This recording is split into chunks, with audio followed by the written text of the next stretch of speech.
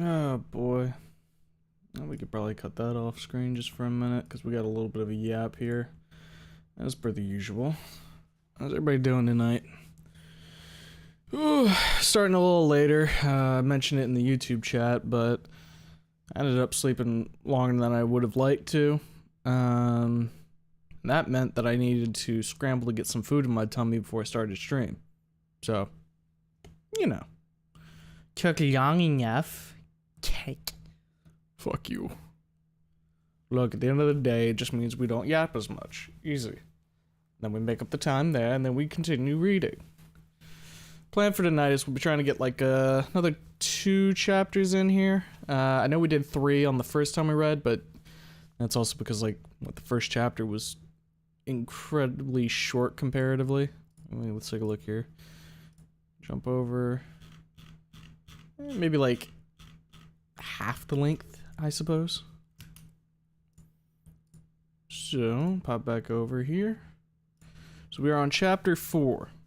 Quick recap for those who maybe forgot what we had done previously. If I remember correctly, Anon stopped Fang from jumping off the rooftop. Fang was arrested, and we were going through the process of visiting the hospital and whatnot to see how people are doing, including Anon, since he fell down the stairs because he passed out. After that, we were interrogated by Ripley. I believe that's still an ongoing process currently. And now we're talking with Reed, because Reed had some interesting stuff to tell Anon. So that kind of mostly gives you the idea of where we are right now. Obviously, there's some stuff in between there, but you know. You don't yap as much? Yeah, sure, right. Look, just, I mean, like 30 minutes off of a 2-hour yap is still an hour and a half yap. I didn't say it's going to be short. I wonder when he'll get to the D&D chapter. Stop. No. Do not bring that cursed game into my fucking chat. Not another starving stream then. Sad. Yeah, well, I probably would have had a little bit more of a difficult time if my brother wasn't the one cooking tonight. He threw in just like some fucking frozen lasagna and I just kind of snacked on it. I'll probably have some more after stream, but my tummy was not like ravenous. So I just got a little bit of lasagna, chewed down on that, cracked open a Sprite. I'm feeling pretty good right now. I also went and got this, so I got like this like, I don't know what the fuck you would call it, like a neck pillow thing. That's got like these little rocks that smell like lavender inside. My neck, on my right side, the back, there's like this one muscle. I don't know what I did. I don't know if I slept wrong or some shit, but it's been kind of sore recently, and it's kind of annoying. It's not like such that I feel it when I'm just sitting here, but like if I crane my neck the right way or look a certain way, I can feel it. So I went, put this in the microwave for like 2 minutes, got it nice and heated up, so now it's wrapped around my neck. I'm feeling cozy as fuck right now. Getting a nice smell from the from the pillow itself, so I'm in a good reading mood. 2 is good. Finally able to satisfy my addiction for more reading. Yeah, from how it sounds, some of you motherfuckers really like these reading streams.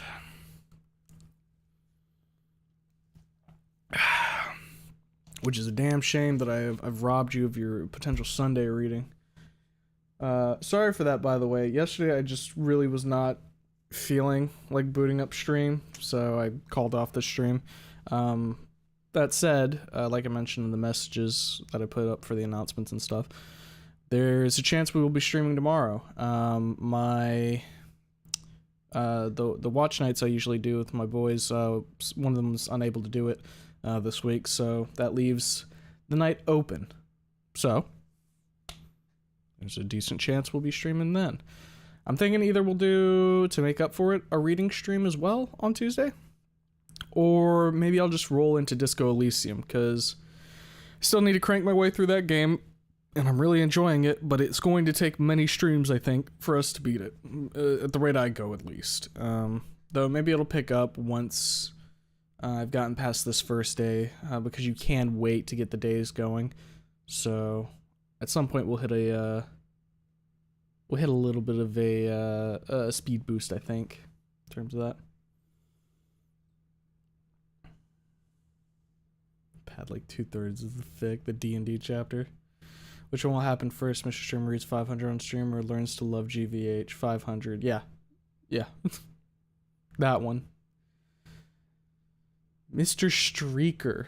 Hold up. How close is the K and the M keys? I need to know this real quick. Okay, that's a potential flub, though it could also be intentional. I'd like to imagine it was just a mistype. Mr. Streaker confirmed to microwave rocks. Yes. It's how you get them working properly. Before you end the stream, please put a gif of Ben twerking. No. No, I don't think I'm gonna do that one. Go check Absolute Filth. I'm sure if you really request it, somebody might put it in there. Probably spent a bit much on Steam sale, but nothing crazy. That's how my life is going. Was there good stuff on the Steam sale? I don't think I looked as much as I probably should have. Now through May 20th. Aha. Endless Replayability Fest. You know, I should probably also get like some music going in the background, huh? There we go. Just a little background. A little ambiance. Since we're reading a Snoot fic, might as well have a Snoot Game OST. I'll have to poke my way through and see what interesting stuff is on the sale. That was intentional, or was it? You never know. Or will you? I blink slowly. Go make food while listening to Yap. Oh hey Lester, glad the procedure turned out alright.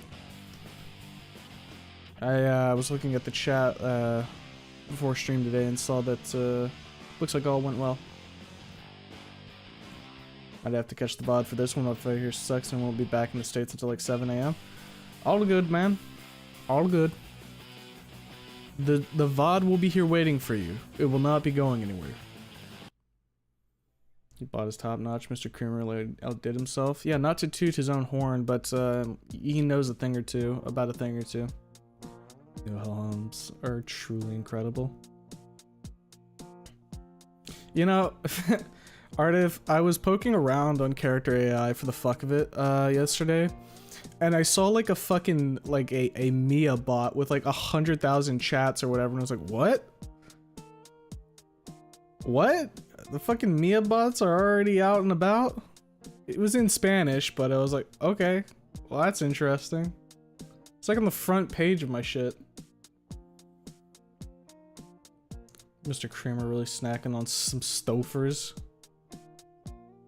Look, you get what you get, and you don't complain. Unless you do complain. You can complain, but you know, you're still just eating what you're eating. The chamber may be E1, maybe Sag, but Rosa, let's go. Yeah, that's one silver lining, isn't it? We get a lot of Rosa in this fic. Well, that's a silver lining for us in terms of getting more dino. It's a curse upon me because I have to try and like fucking read Spanish at like a accelerated rate, and I'm like, oh, fuck. My filthy monolingual lifestyle is coming to a head. I'm being punished.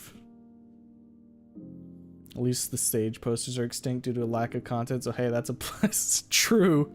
I don't think we're ever gonna hear someone say, "Put Sage on screen again, Mr. Streamer. Put Sage on screen." And if we do, then I always have this in the back of my pocket ready to go. But yeah, you know. Mr. Streamer, in regards to the cursed game, did you prefer the LNL segments or the actual game? Or which did you enjoy more between the two? Fuck. I don't know, man. Like, the LNL segments were fine. There was some actual decent segments in the entirety of GVH as well. But it's all marred by, like, the fucking couple of scenes that really pissed me off. Like, none of the LNL segments made me mad. You know what I mean? They just were like, okay, yeah, I could take it or leave it. I understand, but I will not forgive for the lack of stream on Sunday. Disco Elysium or reading, both sounds good. Exactly. You can't lose with it. Mr. Dreamer. Has got a moment. Yeah, usually I don't remember my dreams too much, but I was able to remember some of mine when I woke up today. And I was like, oh, that's interesting. If you were to ask me to recount them now, I'd be like, I don't know. I've lost them. They creeped out while I was looking away, while I was eating. When's the Inco noted cut? Oh fuck, you're right. Oh fuck.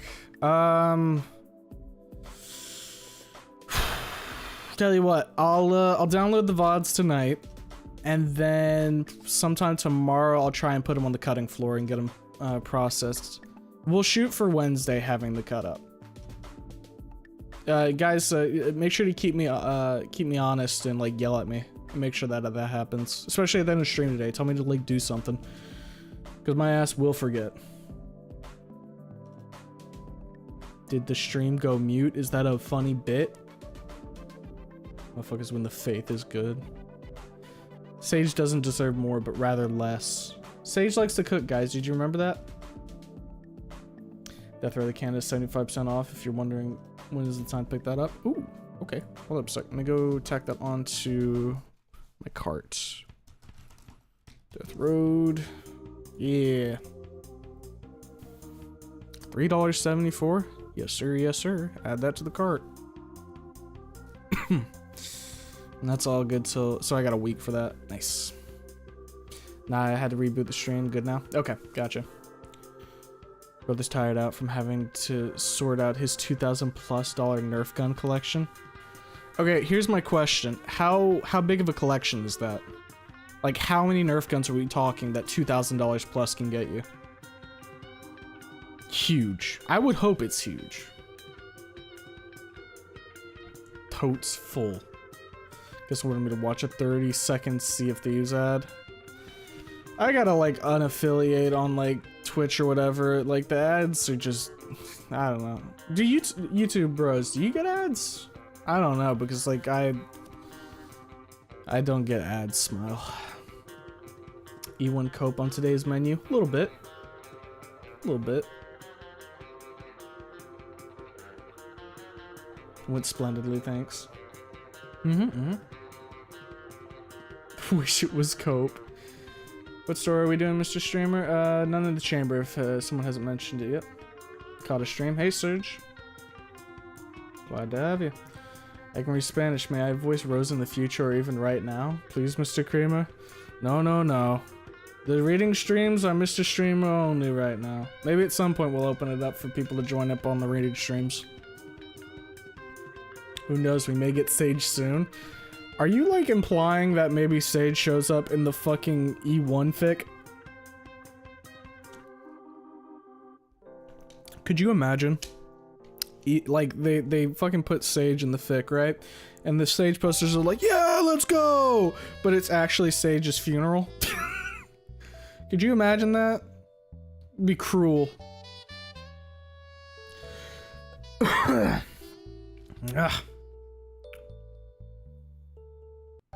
Which that made you a bit angry because they locked you out of some choices. GVH. You know, after the GVH stream, I was thinking about it, right? And I was like, it'd be funny if I did like one of those review type videos about GVH, because you know I've seen like a couple of them in my recommended and everything where it's like, oh, GVH was a disappointment, or GVH versus Snoot game, all that good stuff. I was like, what if I did like a review, right? But like instead of reviewing the actual game, I wrote like a review that's like, oh hey, this game's actually pretty good, and then without saying it, I just rewrite the whole goddamn script and make a better GVH, and then just see what happens.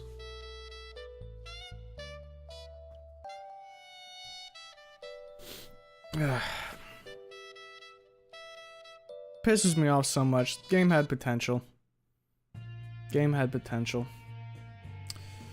Snoot E1 what if, where instead of a revolver, Fang gets a fucking rocket launcher.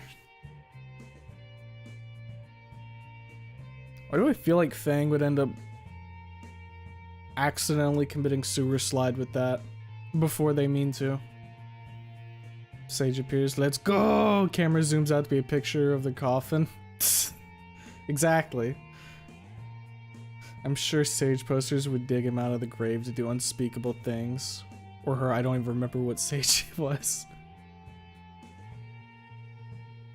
You know, maybe if we got some more time with Sage and GVH, we'd know, but the most we got was one out of the blue, like, serious talk, and then, hey, I'm a chef, guys! I'm a chef, I like cooking! Maybe a tactical shovel for those juicy crit hits. Ugh. Frying pan moment. Hold up a sec. Flipping the fucking pillow over so that I can get The other side where the heat is again. but now I'm getting all my wires crossed over. Fuck. Hold up. Hold up. I'm getting this going. Don't worry. Mr. Streamer just has a lot of fucking hair and shit, so that gets in the way too. There we go.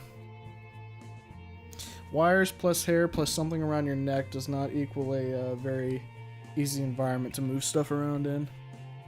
There we go. What if the review was about a fake update for GVH, so you get people all excited to go play it only for them to suffer? Evil maxing. Yeah, that would be fucking sinister.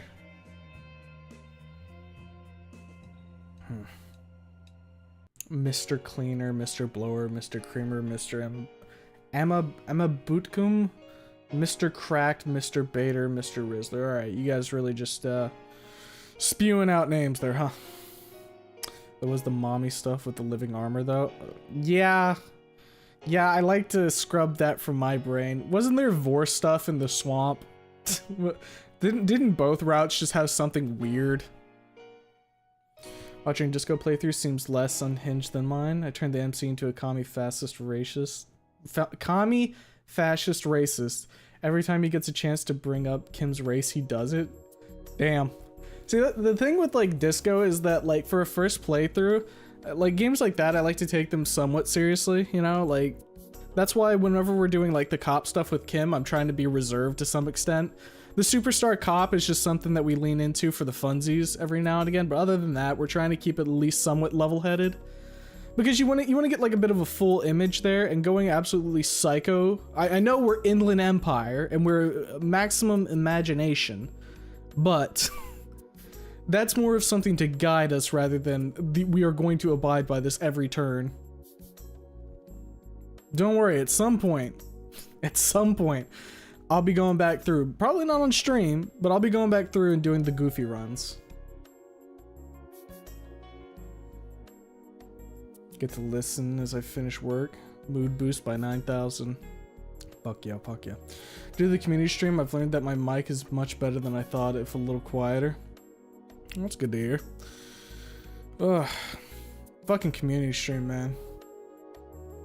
Rip my boy Lanny. That was, I did not set out to have the stream be what it was, but it seemed like it was entertaining enough for everybody. And as far as I'm aware, Lanny took it all in good faith and in stride. But that said, I want to put this out there. Community nights are not going to just become de facto bully Lanny nights, all right? That was like a one-off type deal for now. But I'm sorry, Lanny took it all in what? Did I said in stride, did I not? Oh Christ, alright. I'm gonna get gaslit into thinking I said something else. Lanny deserved it with all his carcinogen maxing diet. Look, he has some weird takes, but but running a government psyop on him maybe doesn't need to happen every week. Maybe every couple of weeks, but not every week. Fuck Twitch. Nope, not on YouTube. Yep. Yeah. I mean, I think I've said it before. Like, it's cool that you can get subs on Twitch and everything, and it's cool that you can upload fucking emotes and everything, but at the same time, man, the fact that, like, the moment you opt into that program, you're now getting the ads and shit, it's like, ugh. That's just gonna put people off from wanting to, like, really stop on a stream. If you have a community already built, right? Like, I have people that will join up on the Twitch side and just watch. But you need to have that before you opt in for that program, because otherwise you're just going to be dissuading people from even watching your content in the first place. YouTube doesn't show mid-roll ads on streams. I haven't configured that at least Twitch doesn't show mid-roll ads, because I would rather you get a pre-roll ad when you join up than have mid-roll ads randomly scattered throughout the stream. That shit is fucking egregious on my, like, in my eyes. I remembered I was having a conversation with my my buddy Utah, and she was like, we were watching, I think it was The Boys. It was either that or some other show. And we were having the discussion about pre-roll versus mid-roll ads. And I was of the mindset, fuck mid-roll, they're absolute shit. And she was like, mid-roll ads are okay. You know, I think I'd take them over a pre-roll. And then when we were watching, we were getting the mid-roll ads while watching the show that night. And that made her 180 on that perspective. And I was like, yep, exactly. Mid-roll ads still happen on VODs, which is dumb. Really? They mid-roll the fucking VODs? Holy shit. That's ridiculous. Twitch is not your friend, guys. I mean, no streaming service is really your friend, but Twitch is certainly not your friend. Uh-oh, I have a sneeze.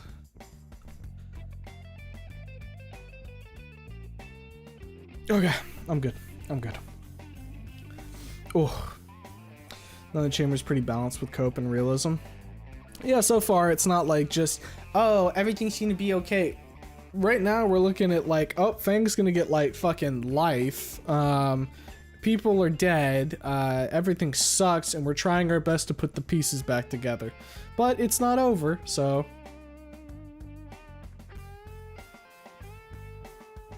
Mr. Edger, what it do, Snoop Bros? Hey, Iron Will. We be doing the readings tonight, and other than that, we be doing's good, I think. Can't wait for Rose to be abducted by the Carfe cartel. All she has to do is whip out a picture of Dino Goku. Immediately get out of jail free card. Laugh if Sage's only mention was her corpse. If you did that, you'll give co-op more sales. Don't do that.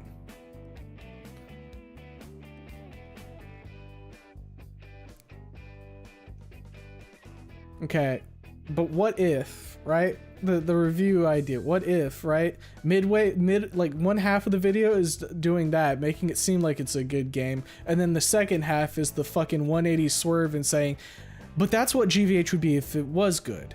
Instead, what we get, and then I tear into it for another half of the video. I feel like that would be pretty good. Mr. Beard. I do have a pretty good beard. You guys want to hear it?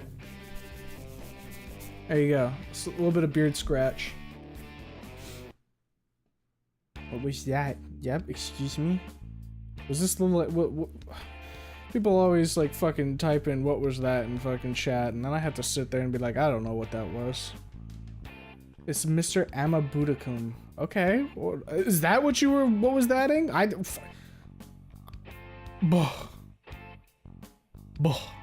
Mr. Funny, Mr. Unfunny. Until he finishes 500. Mr. Gripper's out.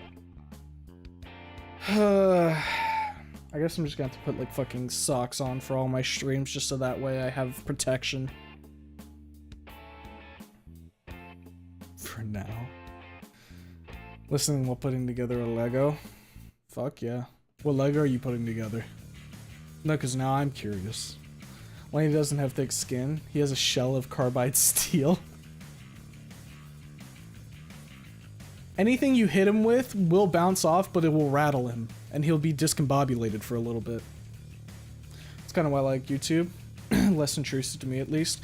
Like, don't get me wrong, Twitch has features that I do like. I like the chatting experience on Twitch more than I do on YouTube, but YouTube, from a content creator perspective, way better than Twitch. I know in the past I've heard streamers say like Twitch is not a place to start. Twitch is a place to go once you have an audience already built. And, you know, I of course didn't listen to that because I didn't really care that much. but it's extremely obvious now that I actually have an audience how these types of things play out. Like, you know, Twitch, you get, I get like, I want to say average like 4 to 6 viewers, but YouTube I'm getting way more. And not to mention, YouTube, people can go watch my fucking VODs easily. They don't disappear after 2 fucking weeks. You can leave comments on the VODs, thereby further increasing the engagement with the streamer. It's YouTube has way more going for it because it decides to do stuff with your streams after you're done, and that can mean a whole hell of a lot when it comes to trying to build an audience. Hello, how y'all doing? I'm doing pretty good, Haven. Hope you're doing well. Laughs and ad block. I need to find a better ad block, if I'm honest. I think the one I have doesn't quite do all the blocking of the ads that I need.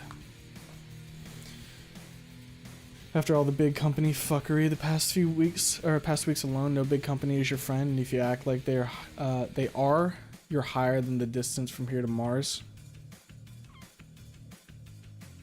Yeah, I've never been under the impression that any big corpo likes me.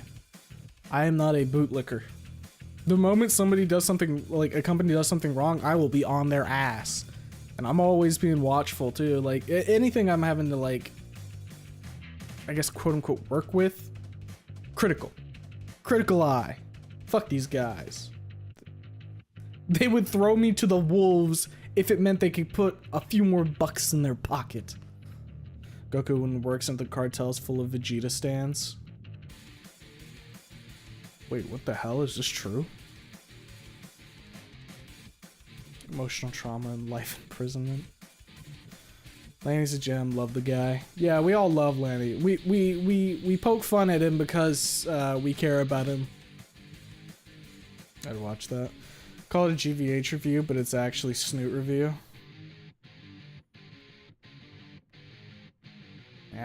The thing is, there's enough Snoot reviews out there, you know? I don't think I'd really be adding much to that at the end of the day. Funny as it would be.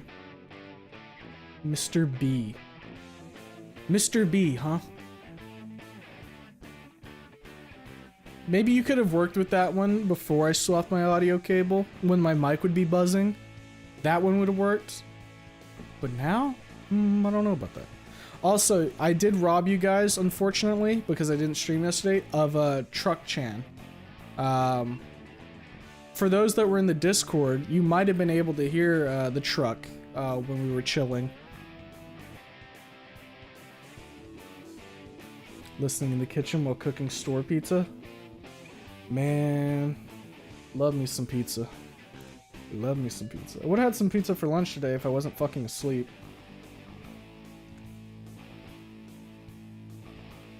Make a GVH review that's a thinly veiled review for something entirely different. Good. How much do you think that would piss people off? I guess it would depend on what it's supposed to be reviewing, right?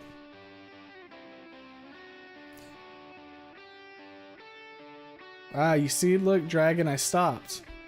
I read the statement before I read the statement, so to speak. Gotcha. Who was it that asked if you were barefoot during streams? I'm pretty sure that was Cars. I'm pretty sure that was Cars. Someone can go fact check that. Real Americans can go fact check that. Animal to stream, sage plant used for cooking and most likely have a toxin that is deadly to insects and rodents, but not to us humans because humans are awesome and eat everything that nearly kills us.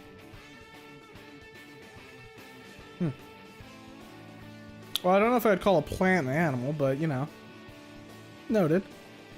Sup, ladies? What are you calling a lady? Store pizza is better than some of the pizza places around me. I recently had some store, like some, like the place, one of the, hold up, let me run that back. One of the stores nearby, Harris Teeter, they have like fresh cooked pizza that they have in the store. You can pick it up, like they're available like every like 2 hours or something, like on the hour. I don't remember how the fuck it's supposed to be, but I tried a pizza from there recently and I thought it was actually pretty good, surprisingly. It was only like $13 for like an 8 slice pizza. It Honestly, a little impressed. You ration that out, you can get like 3 or 4 meals. So, $13? Yeah, I'm not too sad about that. Putting together the Star Wars MIDI scale invisible hand. I will nod and act like I know what that is. Very cool. Yes. YouTube gave your streams when looking for Wani, and I'm glad for that. Yeah, YouTube did pretty good on that. I think the Wani VOD's sitting at like 20,000 plus views right now. And when you look up Wani, if you scroll down a little bit, you'll find it without having to go too far down. I got the inbuilt block in Opera GX. It's adequate. I'm still unfortunately just using Chrome because I'm a fucking bozo. Playing Divinity 2 while my buddy plays Summoner Fane. Man, it takes like minutes and 30-second long turns, so listening to this helps.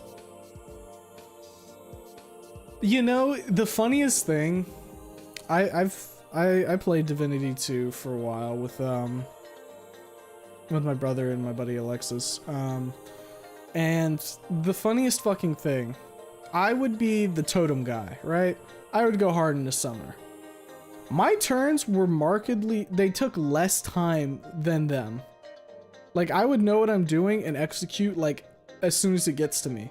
But I swear to God, these motherfuckers would sit there, like, twiddling their thumbs, not looking at the screen or something while it wasn't their turn. And so when it gets to their turn, they look up and like, okay, let me assess the battlefield for a minute here. Okay, yes, okay. Now let me look over all of my skills again. You know, those skills that I've had that are been the same for 15 fights now. Okay, so I have this skill. And it's like, bro, do you guys not plan this shit out when it's not your turn? Like, what is going on here? Funniest fucking thing. Now, don't get me wrong, sometimes my ass would take a while to do something, but on average, my turns went fucking quick. Even when I'm controlling like a fucking big ol' what totem boy? I can't remember what the fuck they were. Little guy that become big guy that blood and kill. Farm project is due tomorrow. On question 5. You better finish that shit up. Fuck corpos. Hell yeah. U-block was good to me before my crap top died. The fuck am I using? Hold up a sec. What is it? Adblock Plus. Yeah, with one like that, probably should switch it up at some point. So Helldivers 2 available for countries that don't have PSN yet, or is Sony fucking with us again? I'm not sure. Last I heard regarding Helldivers 2 is they ran back that PSN decision, so I would assume it's available. Only reason it takes that long is because the Summoner Fane, the Time Warp, and Elf Mask with Flesh Sacrifice and keeps staking constant buffs and summoning totems. I guess if it's like an actual like just taking time to actually use the moves, that's one thing, but it's another thing if it like takes minutes for you to figure out what you're even doing in the first place. Again, there's times that call for it, but when it's like every fucking turn, it's like, come on now. What the hell? We heard Truck Chan. Yeah, you did hear Truck Chan last night. That was great. Mr. Freak Moto. Mic buzzing is just a haircut ASMR segment of the stream, totally not a technical issue. And it's a segment that will never happen again. Smile. Looks at my mic. Fake news, it wasn't me, I would never ask that. Artiv, you know I didn't like feet. So he is into feet JPEGs. Cars, you can't deny it anymore. I mean, look, if you're that adamant, I can just look it up. We can fact check right now. I'll give you a chance to back down, Cars. You can just say no comment and we'll act like that didn't happen. Never beaten the feet allegations.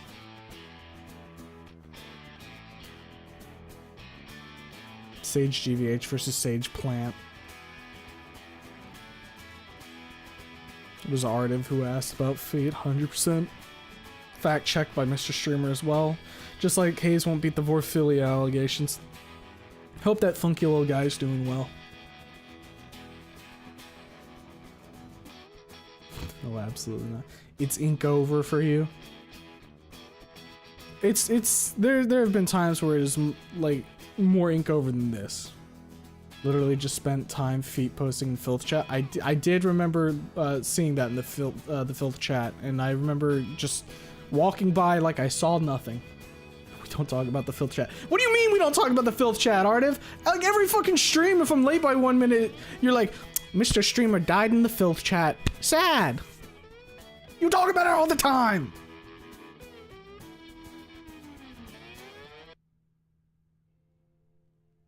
No, what the fuck, Dragon? You can't do that to me. You can't just own me like that. That's bullshit. I read top, bottom, or bottom from, but I don't read in order sometimes. That's fucked up. Yes, I will. Did I hear Divinity 2? Yeah, you did hear Divinity 2. We're talking a little bit about that.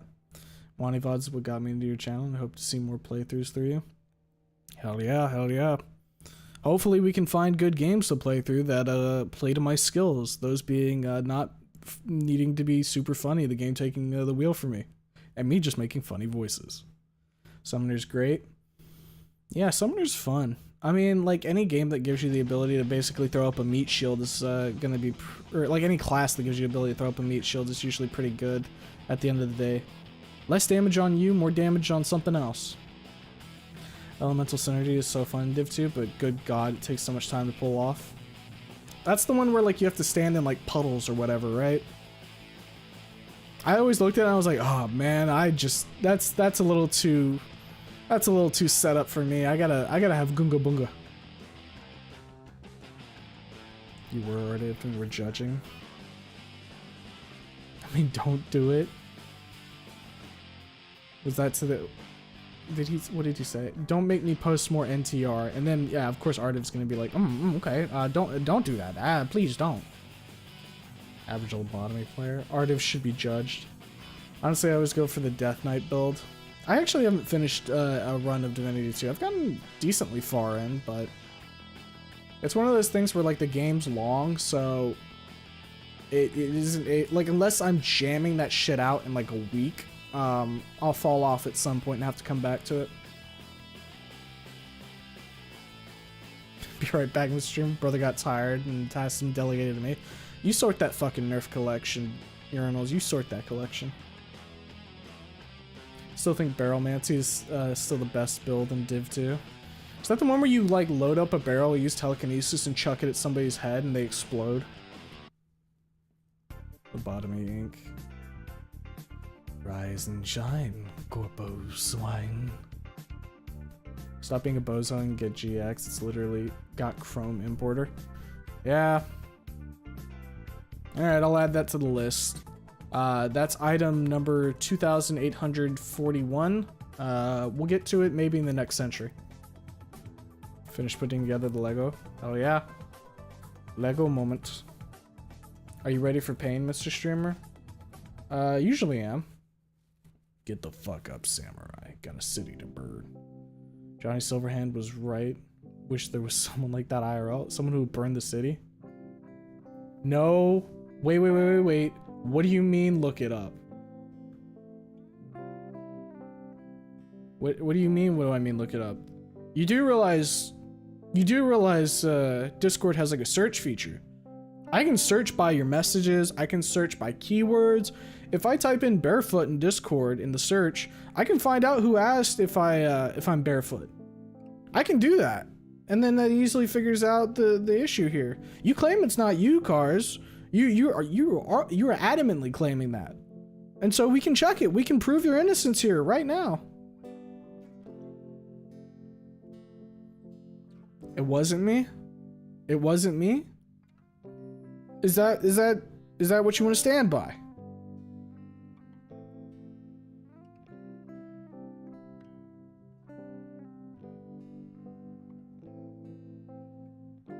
Put your fucking hand on this Bibble and swear it wasn't you.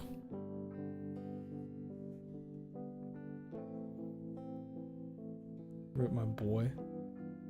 Betting 20 on Artiv. Got him. Read this message first, then read this one. There we go. I did it. See? I can pull it off sometimes. Don't listen to the guy above me. No. You don't get to dictate what I do right now, Cars. We got the fucking light on you.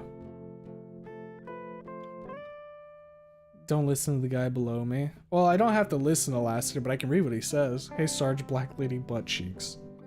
There it is. Can we get a feet poster roll for Cars? Perhaps. Huh, I got deleted with the Firefox recommend. Wait, what? Wait, what does that mean? What did Google mean by this? Uh-oh. I'm waiting to see what Cars says here. Does Cars swear on the Bible that it was not them who asked me if I'm barefoot?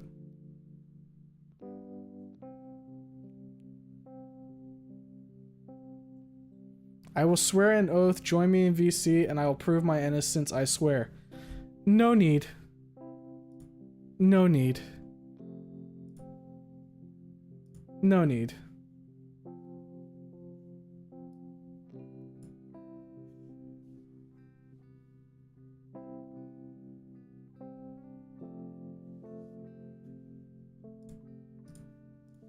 Hold up just a second here.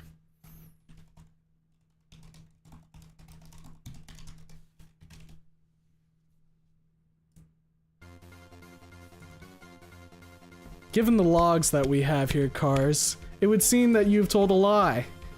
Here, 5/11/2024 at 11:03 p.m.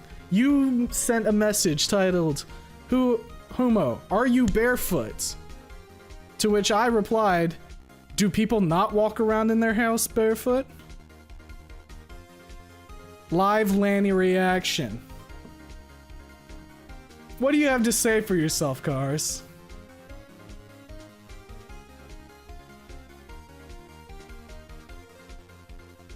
Just as I thought. Mods, send him to prison.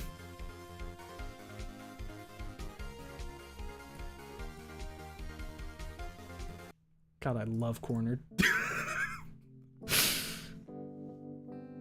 Put him in the crib. No, check the pit. We've seen enough in the pit. We know what happened. Plead the fifth. We have the chat logs. Why don't you take a seat right over there?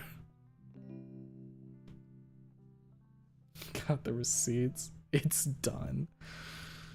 Artiv's innocence has been proven.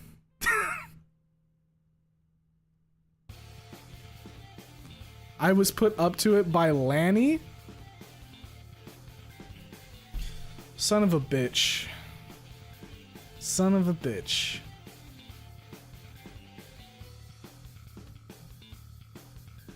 You know what? Fine. Hold up a minute. Hold up just a minute here. We'll get to the bottom of this.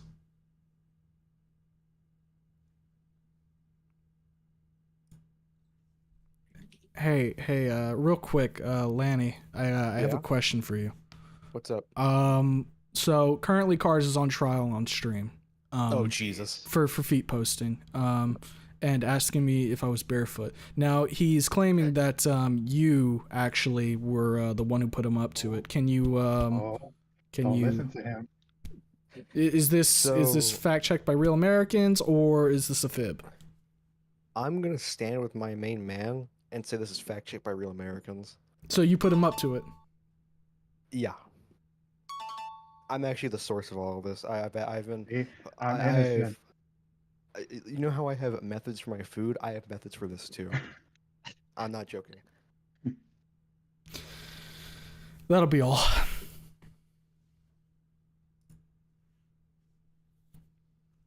Well, just like a Phoenix Wright trial, that took a left turn, huh? Huh. At the end of the day, I still proved Artiv's innocent, so like, you know, I I guess here we are. Huh.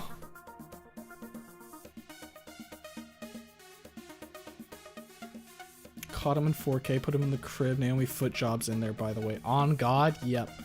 Yeah, people were feet posting the fucking filth, that's for sure. Turns out it's too much for even me and him together at the same time, so we just shoveled them onto the floor and called it a night. Jesus Christ, how there's so many. Sounds like you got like a fucking Nerf gun room. Mr. Streamer, send him to the admin office and have him banned. Mr. Funny, put me in the crib as well. I am not putting you in the crib. I know what you freaks want that crib for. And he deserves more bullying. Tell him that he's a stinky. No. We only joined the call for a second so that way we could check the facts there. Extreme degeneracy in the filth channel was happening. I'm fully aware. Okay, it's time to go to the volcano and launch you to where you belong. Now, keep in mind, while Cars is not the root cause of this issue, he was an associate. He will still face time, but he wasn't the mastermind. He was put up to it.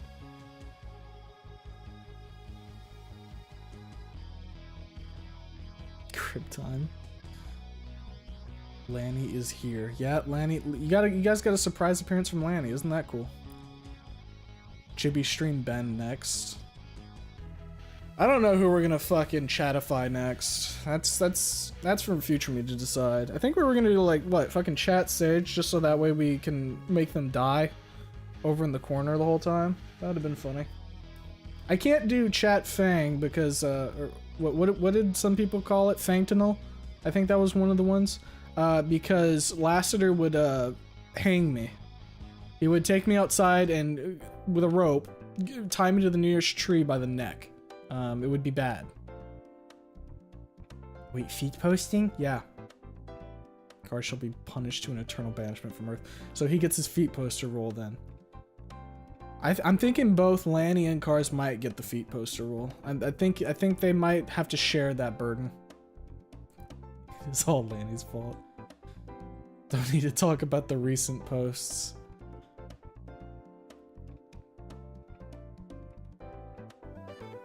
This degeneracy, call the Inquisitors. Rigged. Chat Lanny. Guys, you guys are the one making fucking Chat Lanny at this point with the fucking memes you have in the Discord. I don't need to do that one. Wish me luck in my biology test. Alright.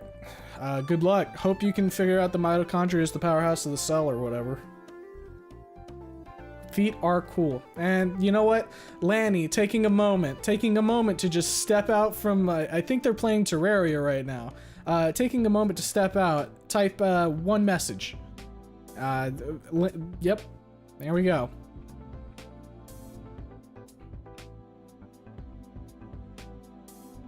We have enough for a separate room, yes. Lanny is Stinky Baby Man. The Nene Baby of legend. Chitang, biology is easy, might be a bit biased. Perhaps. I don't remember much from biology, to be honest.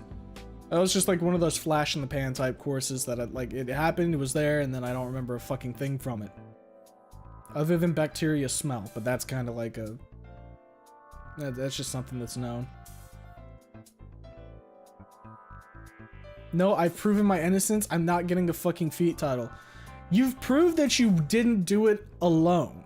That's what you've proven. You still posted the message. You still opted in. You could have let Lanny be the one to type it, but no, you did it as well. You put the message. He didn't have a gun to your head, now did he? What do you mean he made me? How did he make you? What sort of fucking dirt did he have on you? Did he blackmail you? Because I get the feeling that this is a, hey, you should ask Kumo this, and you were like, on God.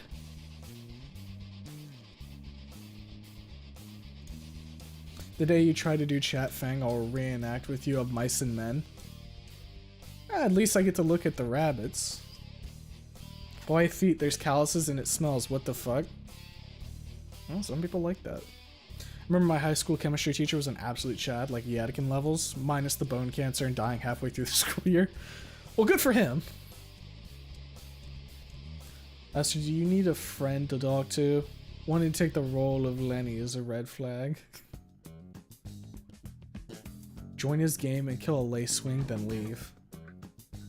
I think they just started the fucking Calamity playthrough. There's no way that they're like hard mode already. They're playing on like death mode too, I think they said they were gonna do. So, you know, maybe they are gamers though. Maybe they are there already. Who am I to say? No, not that advanced thing you said. What do you, the mitochondria being the powerhouse of the cell? Advanced? What? That's like base level. Posted a stock image of the Lego I was putting together in assorted media. Pops over to take a look because I'm actually kind of curious.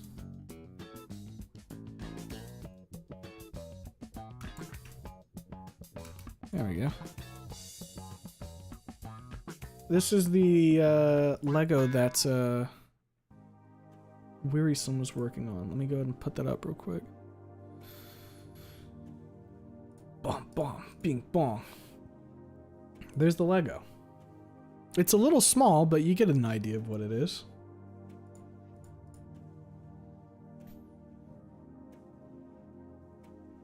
Blue is standing up for feet, bros. What do you mean? Oh, you mean Blue Leaf. I was thinking my Blue for a second because you didn't have an E there. Well, I'll have to talk to Blue later. Take thy punishment. He had a burnt popcorn pointed at my mouth. Were you holding your mouth open for him?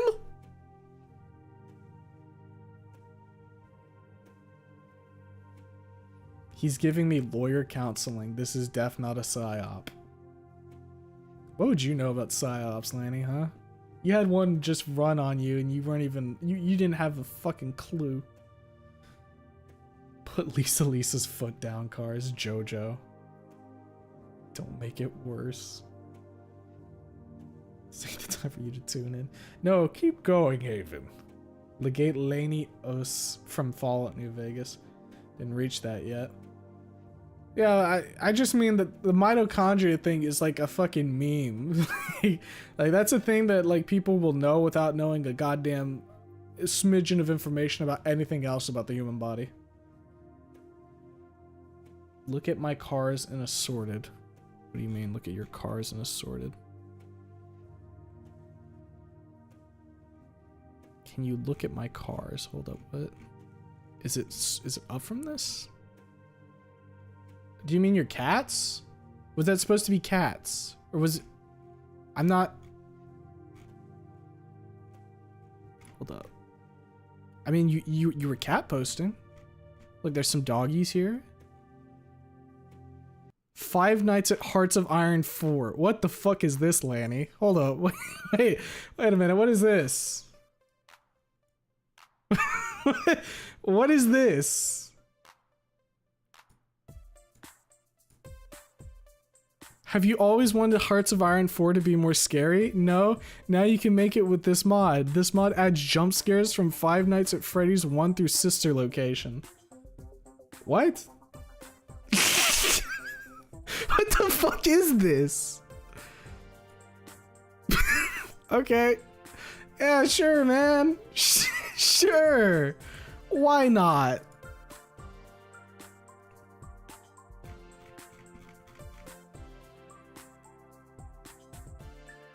We can take a look at the cats real quick. Oh, we got a meow meow there. Got a meow meow here. Got a meow meow here. Look at him.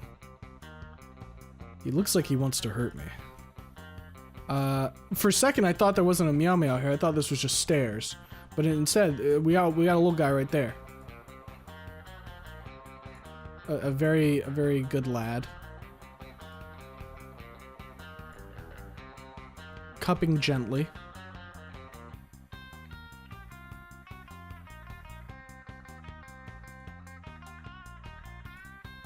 A collection of kiddo. It's got a cat here.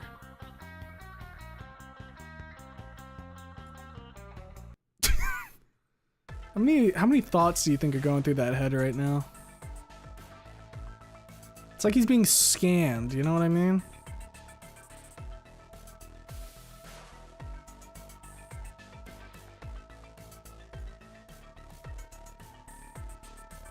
Alright, we've gotten through the cat posting.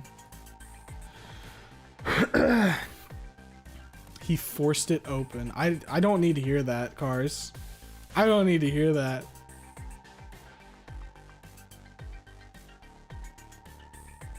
I bet some people like to suck on plantar warts on feet like they are jawbreakers.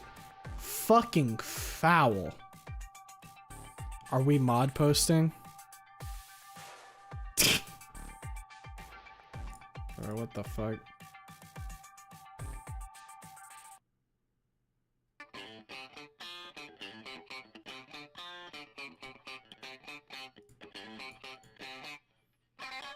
Just one of those things like, what am I supposed to say about that? You know what I mean?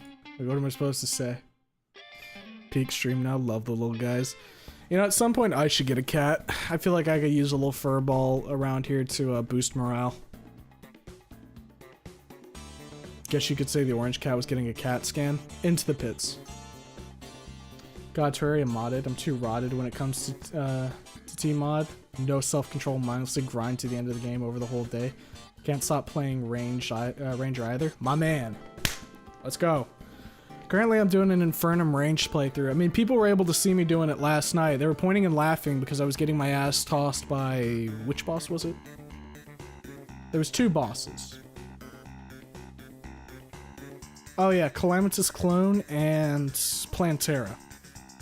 Took me a while to get through them, but I did. If you haven't done like a Infernum playthrough, give that a go. You'll hit some roadblocks on that one. I don't think you can grind that one out in a fucking day.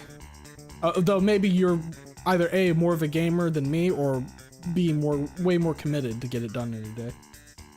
Sounds worse, but it's true.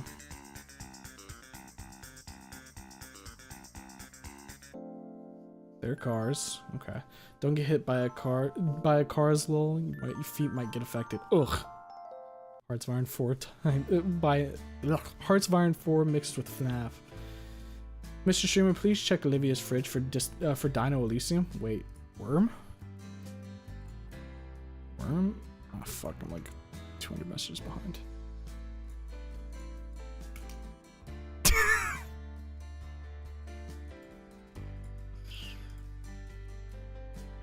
Think we're gonna have to kill these guys, Snoop Bros. Damn.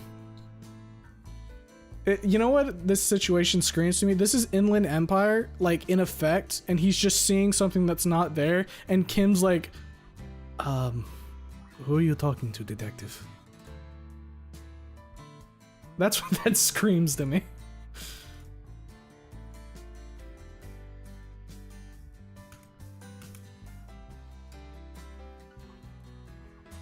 So good. That work. Cat videos on YouTube. We've come full circle. Truly. It all comes back to cats, doesn't it? Should have done feet posts of cats and dogs, and now you become a stream to dedicated feet lover. Shut.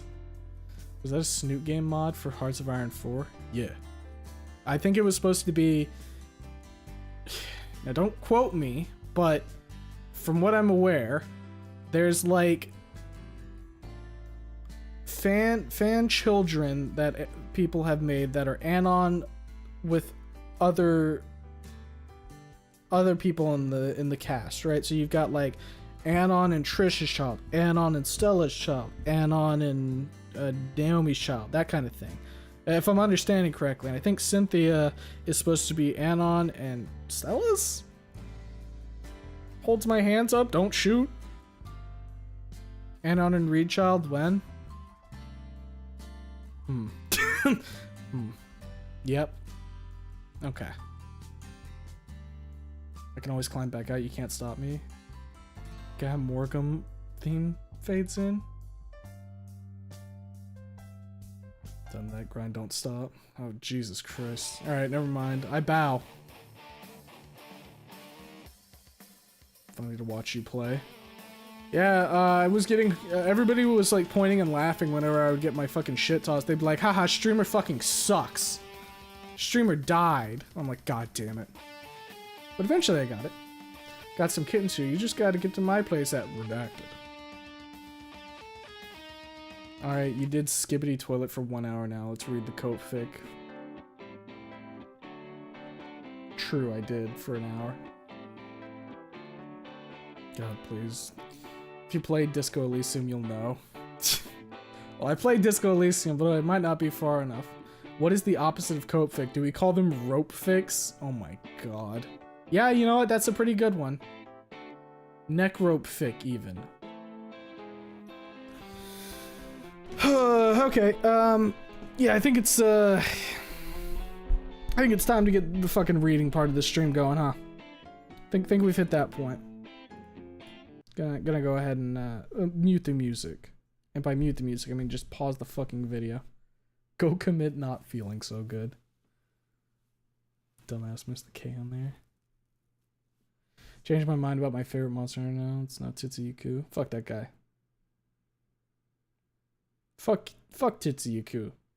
That guy flash photographed me and I didn't like it. Alright, let's get the fucking display capture up. There we go. Hit like F11. Where's the little live? There we go, little live. Oh shit, what did I hold up? Ugh. There we go. Let her get a little further down. Nice. Ugh.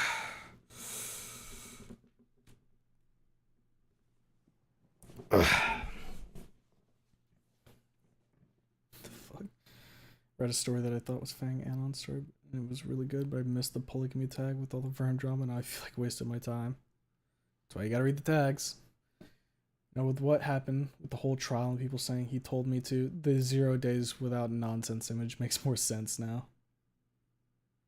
I think Anon has a high inland empire. I feel like Anon would have high shivers from what I'm aware so far. Alright.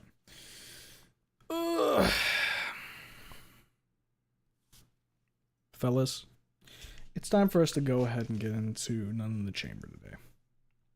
So, if you've got any little sippies with you, make sure to get them good and ready. Get relaxed in your chair, and do whatever you want. You know, I'm not your fucking dad.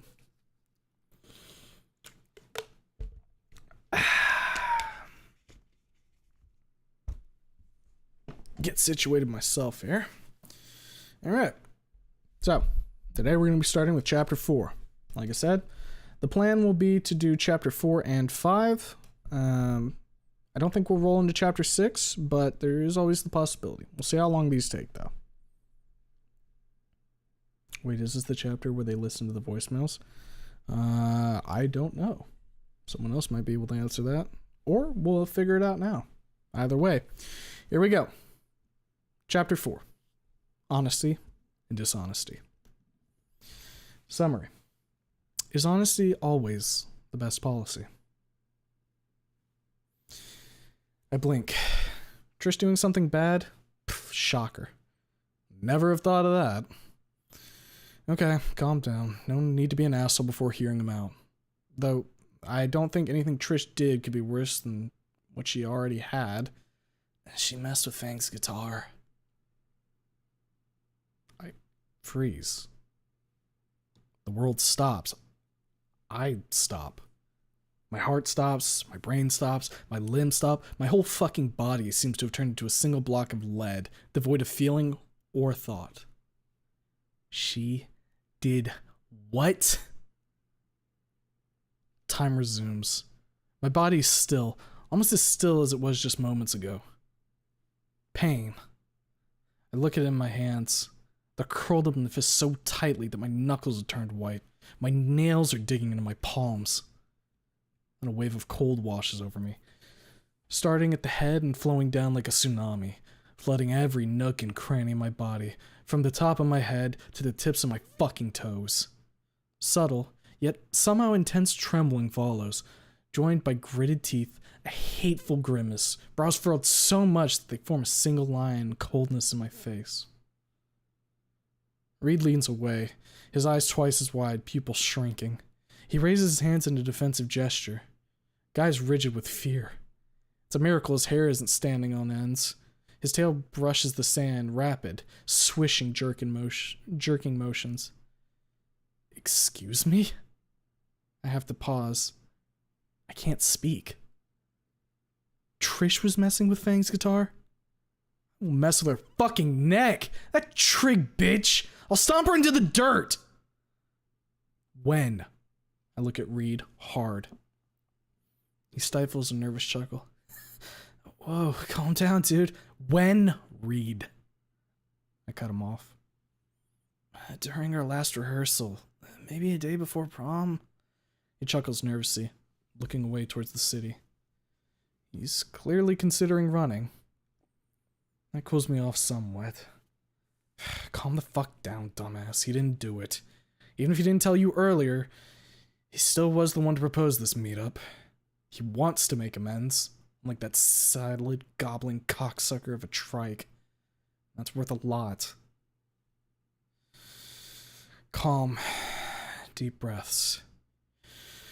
In, out. In, out. Relax. In, out. In, out. And we're calm. Sorry, I mutter. How do you know this? I've fucking been there? He frowns at me. And you didn't fucking do anything? Reed drums on the table with his fingers. Suddenly, he stops and slams his fist down. It creaks and rattles under the force of impact, making me jump and lean away. His hand left a considerable dent in the wood. He's glaring at me now, teeth half bared, eyes narrowed. The fuck was I supposed to do? He growls, then continues, in a much calmer tone. It wasn't the first time Trish was handling Fang's guitar. He pauses. We're in a band together, remember? He growls for a second time, with his teeth showing again. Why the fuck would I think that Trish is gonna pull shit like this? Oh, fuck, he's right. It's my turn to raise my hands. I'm sorry, Reed. I sigh. It's just... what happened, it all... blood, bullet holes, body bags. I shiver, then freeze, as I feel Reed's hand on my shoulder.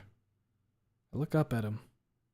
He's staring at me again, but not angrily, nor expectantly this time. It's a look of reassurance. It's cool. He pats my shoulder and sits up straight. You saved her life, dude. You big time. And Trish? He growls softly, turning his head to the side. I don't know what she's up to.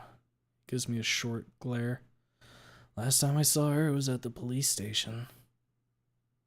Have you talked with Fang? He gives me a prolonged side look. No. Her dad wouldn't let me. Said something about fabricating testimonies. He shrugs. I really, really don't like him, dude. Guy's always been all tensed up, but now, after... He pauses, swallows and puts his head down, staring at the dent he made in the wood. He reaches out and starts rubbing at it, mechanically and slowly at first. He quickly picks up the pace. As he does, his face contorts into a grimace of loss and desperation.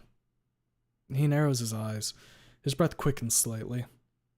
Finally, he smacks the dent a couple times, each hit accentuated with a quiet, muffled growl hiss. I pat his forearm. He stops and looks at me. It takes a fuck ton of willpower for me to not recoil at the sadness in his eyes and despondency on his face. Fucking hell. He's not in a good state of mind, as Doc Jones would put it. He sighs and shakes his head. Such a dejected fucking sigh. Come on, dude. Brighten up. Yes, his friend killed 15 people, including her own brother. Not to mention herself almost joining the tally. Brighten up, sport. Drink some iced tea. Okay, conscience. Maybe not brighten up now, but at least relax. I know, dude. I know. I was there after I rubbed my forehead. After it happened. Yeah, I saw you fall down down the stairs on TV. I almost expect him to smirk, but he's serious. No wonder. Seeing shit like this. His eye twitches. I don't think I'd have been able to handle it. Ripley cradling Nazar, hugging him, begging for forgiveness. Naomi's mother screaming. Fang rushing towards death. But let's not think about that now. Reed leans back, pats the table a couple times with his hands, and lets out a weak, quaky laugh. Trish, what a bitch, huh? I nod. Trish fucked with Fang's guitar. Wonder if she interfered with the search for the string as well. I mean, why not? If she went that far, why not keep going? But why? Why would she do something like this? Why sabotage what was supposed to be their band's glorious return? Wasn't she the one who was at the forefront of things? What was going on inside your head, Trish? What is going on inside of it? Are you some kind of fucking psycho? Her attitude towards me and the other, and any other who somehow wronged or hurt Fang would point to a degree of being fucking mental. So very protective of Fang, but at the same time pulling shit like this. Makes no sense. Who the fuck knows what she'd do if the prom concert was a success? Who knows? Who cares? It's not what happened. Fucking trike. You can fuck with me all you want. I'm not your friend. I'm a stranger, the new kid on the block. But to tear Fang down like this? Your best friend? What? Was she hoping to fucking one-up me somehow? I sigh, rubbing my stubbled chin and look at Reed, who's been waiting for me to say something for the past few minutes. Fucking hell, are you sure you saw her do something to Fang's? I paused suddenly. Wait, before the concert, when you were in the music room, did you look for the string or what? He sits up straight, as rigid as a metal pole. Then he looks down, rests his jaw on his palms, and sighs heavily. He looks up at me without lifting his head. He's so fucking sad. Trish, I will fucking crack your skull the next time I see you. I'll grab a brick, a stone, a big stick, and whack you with it. Whether you were scared of me taking Fang away from you or not, you should have realized what you were doing. I don't care for anyone or anything. I just want to cruise through life, slip through the cracks like a fucking cockroach. But you? The oh so high and mighty, oh look at me, I'm Fang's best fucking friend? You? Couldn't have been a result of stupidity or short-sightedness. You planned this shit out meticulously, more so than Naomi did with her puppeteering of me and Fang. She let her tongue slip. You kept it all in. We were looking for the string. I stopped daydreaming and turned my attention to him. He has it to the fullest. I need to know. I have to know what happened after I left the music room. But Trish wasn't helping. Well, helping a lot. He scoffs. She kept hurrying us, telling us that we don't have time and I'd be late. I can feel my hands clenching again. Pain. It increases. I don't give a shit. The cold shivers of rage are back as well. Blood is gone from my face too, judging from the weak tingling and slight stiffness. But my expression's calm. I am calm, I think. I should be angry. I should be screaming, jumping, roaring like a caveman, going nuclear at nothing. But I just feel empty. I don't feel anything. Only a slight pulsing of the vein on my forehead. Is this what they call silent rage? So she was so very fucking eager to see Fang's downfall, I say. It's almost surprising how calm my voice is. Almost. Reed starts and stares at me, wide-eyed. He shuffles away a little. Calm down, dude. He beckons. I am calm, Reed. I tell him, please. I take a slow, calm breath. Continue. He looks unsure, but gives a slight nod and picks up where he left off. At first, Fang told her to fuck off and kept looking. That's my girl. But Trish finally wore them down. Fuck you, Trish. I'm not free from fault here, far from it, but fuck you. I'm sure Spears would have given us extra time if we'd asked him. Reed lays his head down on the table, beaten and dejected.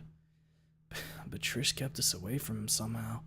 She kept telling us that we gotta play now. He jolts upright and slams both fists down on the table. It rattles again, but this time I don't even flinch. I just observe him. He looks at me, a spark of anger in his eyes. And then slumps over again. Burst of energy burnt out.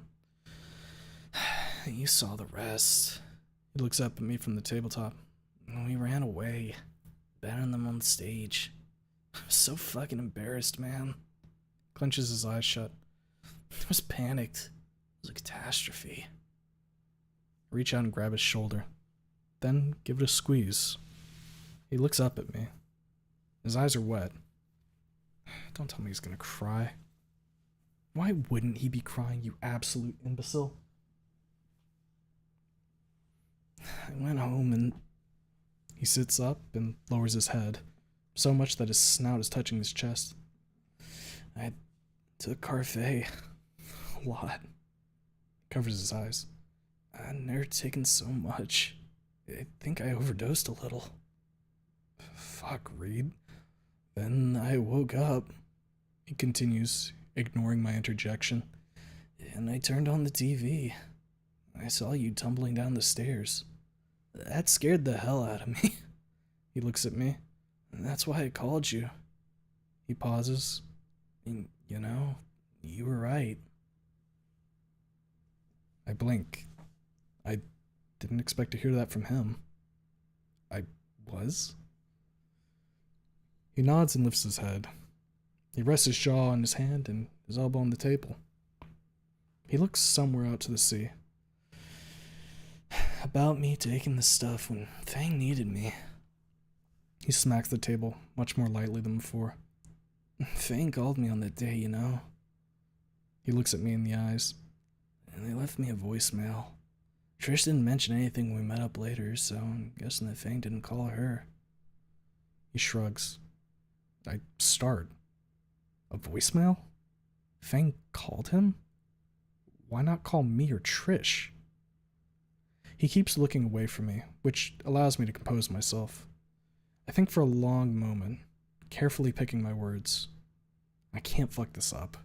This is an extremely sensitive topic, and if I burn him with my social ineptitude, this bridge will be gone. Have you... He looks at me. I pause. He says nothing, so I continue. Have you listened to it? He shrugs. I didn't have the guts for it. Heck, I considered deleting it. He pinches the bridge of his snout. He reaches into his pocket. Fuck it. Want to listen to it now? I freeze. My heart is screaming, yes, yes, yes, while my head is shouting, no, no, no. Following my head got me into this mess in the first place. Avoiding confrontation, making retarded assumptions, not to mention feeding others bullshit I thought was right. So, I nod. Sure. Though, isn't it meant for you only? We're friends, aren't we? He shrugs. Fang won't mind. I stop and look at him. Friends. I can't help but smile a little. Friends.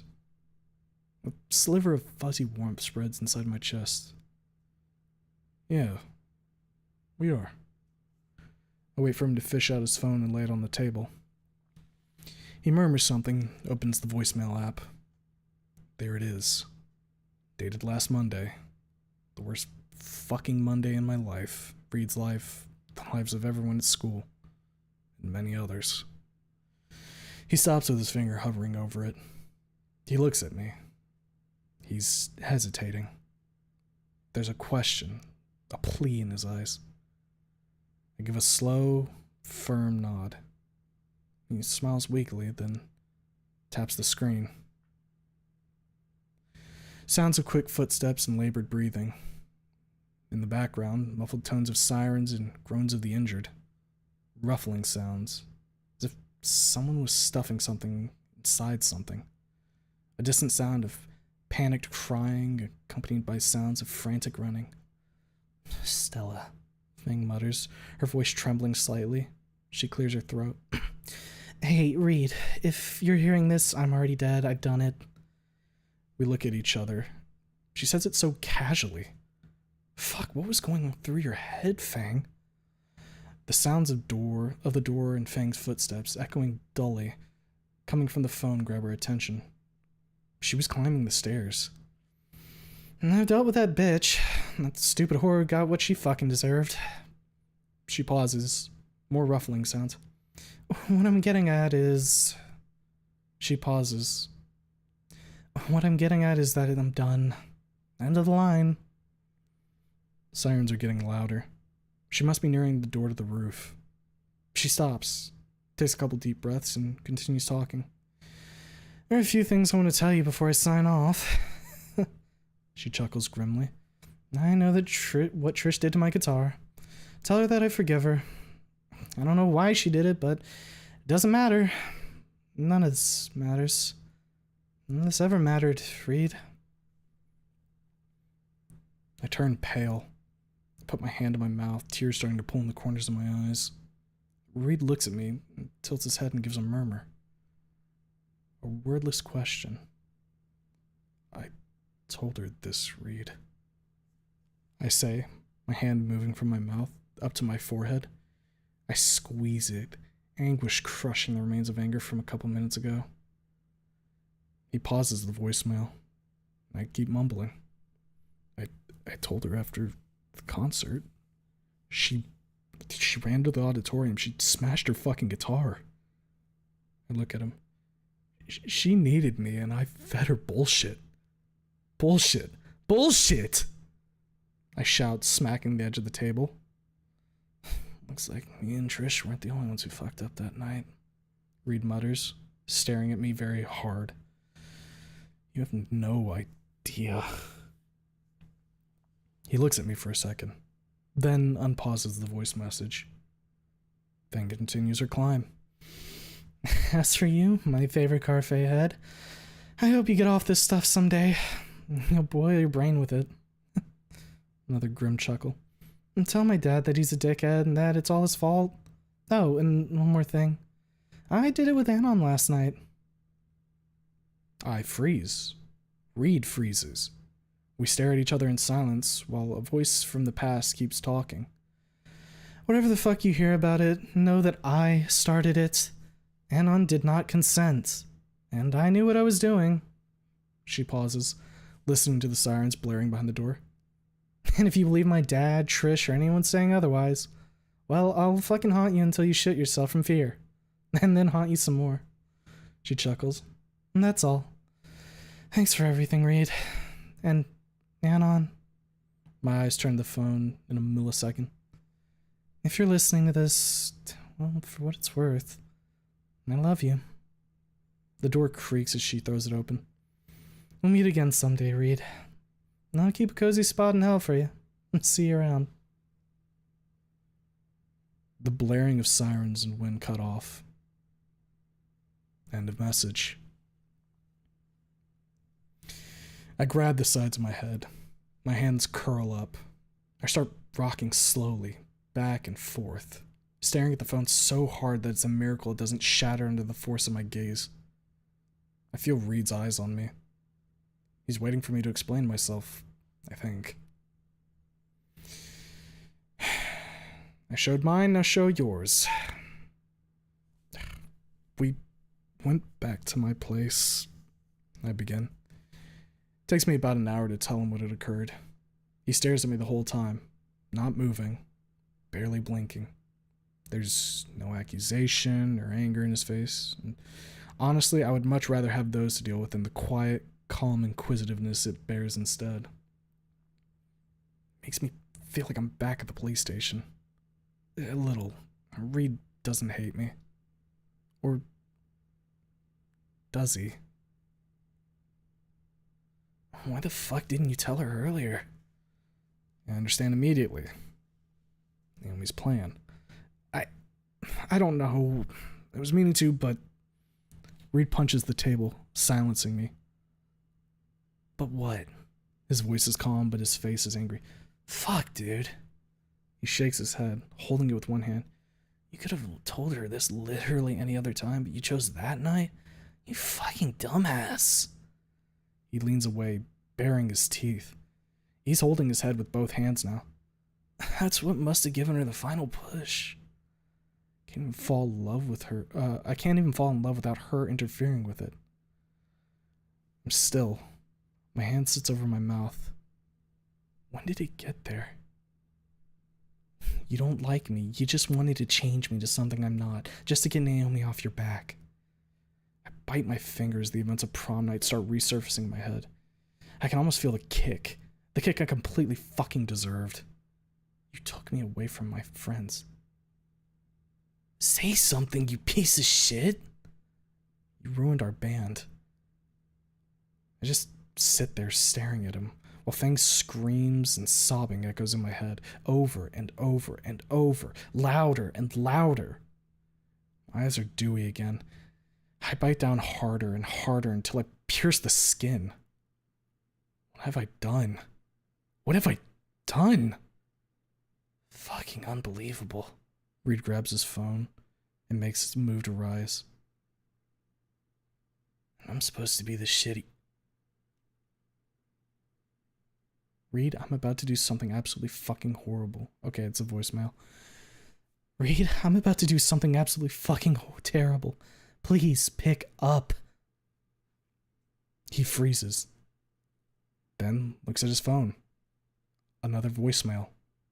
He must have tapped it on accident. Fang sounds like she's on the verge of tears. Reed sits back down and stares at the phone wide-eyed while Fang from last Monday keeps talking. I don't want to do it, but I'm so fucking angry, Reed. I want her to pay for what she did to me, to you, to all of us, but... She chokes back a sob. Can I go over to your place? We can watch TV, talk, and play on the Packy station. I don't know, anything you want. She laughs shakily and wetly. Answer, Reed, please. There are a few moments of ambient street noise before the message ends. Reed mechanically taps the screen. Tension in his body has moved entirely to his face. Pick up, you fucking junkie! Next message. Some friend you are. I hope you overdose and rot in that shitty condo. Next. You and Trish are fucking made for each other. Next. I'm sorry for yelling. Please don't be mad. Please pick up. Next. Next. Next. Next. All of them. Either angry or extremely fucking sad. I stopped counting after the 10th. How many? 26. Reed finally puts the phone down. Fang called me. He sighs. They called me 26 times within 15 minutes. Some of the tension had left him, replaced by gloominess. He rubs his eyes with his thumb and index finger. If only I wasn't on that shit, I would've... He cuts himself off. Fuck. If you didn't get to her in time, this would be the last I'd ever hear her voice. He cuts himself off with a start. He stares at me for a second, eyes wide, wild, pupils shrinking and dilating. Then he covers his mouth with both hands and lets out a low, long groan of frustration. What the fuck am I doing? He mumbles, so fast that it's almost incomprehensible. You fucking went there. You went after her. You knew the risk, and still... He drapes his forearms over his head. One of his knees is jerking up and down, up and down. I don't say anything. Is he praising me? I don't deserve any praise. Fuck, I was such a dumbass. Reed's right. Why didn't I man up and tell Fang about Naomi's scheming earlier? Why did I have to get drunk to manage for it to come out? And why the fuck did I decide to get drunk while she was trying to salvage the concert? Why didn't I put my foot down and help them search for that goddamn string? Some fucking support I was. Golden fucking standard. And still, she said that she loves me. Fucking hell. Anon, look at me. I look him in the eyes. He's calm now. Not his old, relaxed self, but neither is he fuming with anger like he was not too long ago. I want you to be honest with me. He leans in. And I mean really 100% honest. I slowly nod and quickly compose myself. Ask. Did you have any bad intentions when you told Fang about Naomi's plans? Did you... What the fuck? Don't interrupt me. He shakes his fist in my face. You don't want me to get angry. Fucking listen. Did you have any motive in saying that at such a time when Fang was so vulnerable? I'm stupefied. Only for a moment, but still, I'm dumbstruck by this inquiry. Ulterior motives? Is he implying that I told her about Naomi because I wanted to take advantage of her? I asked you a fucking question. Reed leans in closer. His snout inches from my face. He growls, half baring his teeth. I'm waiting for a fucking answer. I did not have any bad intentions, Reed. I was drunk. It was a slip of the tongue. I swallow, seeing his features harden. I swear on my life that I did not have any shady business in mind when I told Fang about what Naomi was doing. He snorts bitterly and leans away. He pats the table. On your life, huh? He narrows his eyes. I'll hold you up to that oath. He shakes his fist at me again. If I hear otherwise from Fang, when I speak with him again, I'll put you in the ground. I go pale, then nod. He growls, snarls, and leans forward with his chops on full display. I will do it. Fang suffered enough. Unlike Trish, I will not drop them the moment trouble starts. Events of the prom tell me otherwise, but I wisely keep my mouth shut. There's something in this new Reed that scares me. This is the first time I've seemed so cold and vicious. I understand. I hope you do. I really hope you do. He sits up straight. What are you up to for the past week? Moping around at your place? No. I shake my head. I was in the hospital for a few days, then I rubbed my cheek. Afterwards, Fang's dad sunk his claws into me, so to speak. I give a shaky, unsure chuckle. He narrows his eyes. I piqued his curiosity. He's been interrogating me for the past 2 days. I say after taking a moment to compose myself. Today, I gag. She was shot in the head, through the eye. Bang! Naomi falls. Bang! Bang! Bang! He what? Reed frowns. What did that copper do to you? I gag again, bile rising in my throat. Bang! Bang! Bang! Bang! God, oh God, oh God. I turn away from him and heave, nausea flooding my system like a tidal wave. I hear him stir. Before he can move, get to me, though, I throw up. What little food I had this morning ends up in the sand. I heave again. Another torsion. Bile pours from my mouth. Bang! Bang! Bang! Bang! Anon! I'm trembling. My throat is burning. My mouth is burning.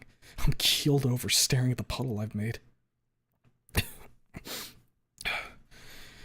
He told me how Naomi died. I mumble out. Fucker spared no details. I wipe my mouth with the cuff of my shirt and sit, with him helping me up. I can feel him stiffen. He lets go of me. I sit still, breathing slowly and deeply, trying my best to fight off the nausea, crashing through me like sea waves. I can hear his footsteps. He's walking back and forth. As he picks up the pace, so does his growl pick up the volume. Soon he's growling like a wildcat, hissing, seething with anger. Here I am, tearing into you while you have a fucking mental breakdown. Not to mention with that mother... Ugh! He kicks the beach. I jump. The wood crackles under the bench. I jump. The wood crackles under the force of impact. Those benches aren't flimsy. Quite the opposite. He kicks it again. The leg snaps like a twig. From where I'm sitting, I can see the seat sagging to the side. How fucking strong is he? Calm down, Reed. Calm down? He screams. You saved his daughter's life. He repays you with this, and I'm supposed to be calm about it? He stares at me with wild eyes. You should be mad. Absolutely fucking mental. Why are you so calm? I look down at the dent in the table. Huh. It's deeper than it looked at first. I'm tired, Reed. I look at him. I just want to go back to my place and lie down. The trial starts shortly. Fang's old man told me that today. I'll just hold on until then. I swallow. Better for him to tear me a new one than either you or Trish. He pauses. For as much of a bitch she is, and for how much her meddling resulted in this, I wipe my mouth again. I do not want her to become Ripley's target. He snorts. Stop playing savior, dude. We're not children. I give a shaky laugh. Still, it would suck to be stuck in the same room with the old Rip. I shiver. Believe me, I'm speaking from experience. Then a thought pops into my head. By the way, they got your statements, right? He nods, though he looks unsure as to where I'm going with this. They know Fang called you. Did they take your phone? Ripley would have to have known about the voicemails, yeah? Reed shakes his head. He says he's got a much more important lead. He stares at me intently. I'm looking at him now, I think. He smirks grimly. Why the hell didn't you call me earlier, dude? He turns serious. Could have hung out some time. I hope you get the edge off. I chuckle, shrugging. I don't do drugs, Reed. I smirk back at him. Dino drugs, at least. He throws his hands up. I don't mean drugs, dude. I mean, like, chill out and stuff. Without drugs. He sighs. Call me tomorrow. I'll be at the station. He winces. After that, then, we'll hang out at my place. He pats my shoulder and helps me up. Come on, I'll get you back to your little cave. I try to shake his hand off my shoulder, but he holds firm as stone. Damn dino strength.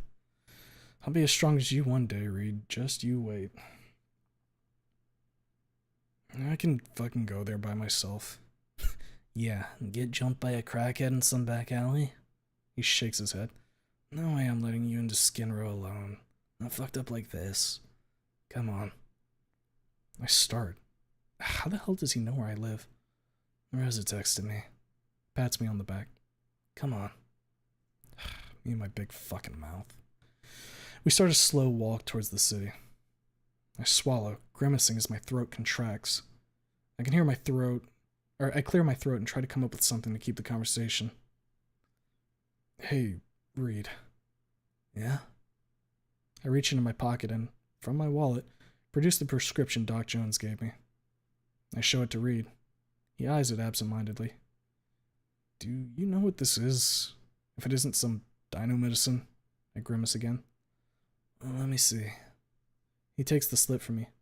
Dude, that's baby stuff. He glances at me. For dino. He quickly adds, seeing me glare. It's a mule for a skinny. He gives it back. Let's go with my shoulder. I roll it a few times, murmuring to myself. Reed stretches himself behind me with a soft grunt. Doc Jones, huh? He snorts. He should have given you something softer. I don't even want to ask how he knows so much about medicine. Good. I stuffed the prescription in my pocket. I need something strong to forget about. I pause, swallowing nausea down.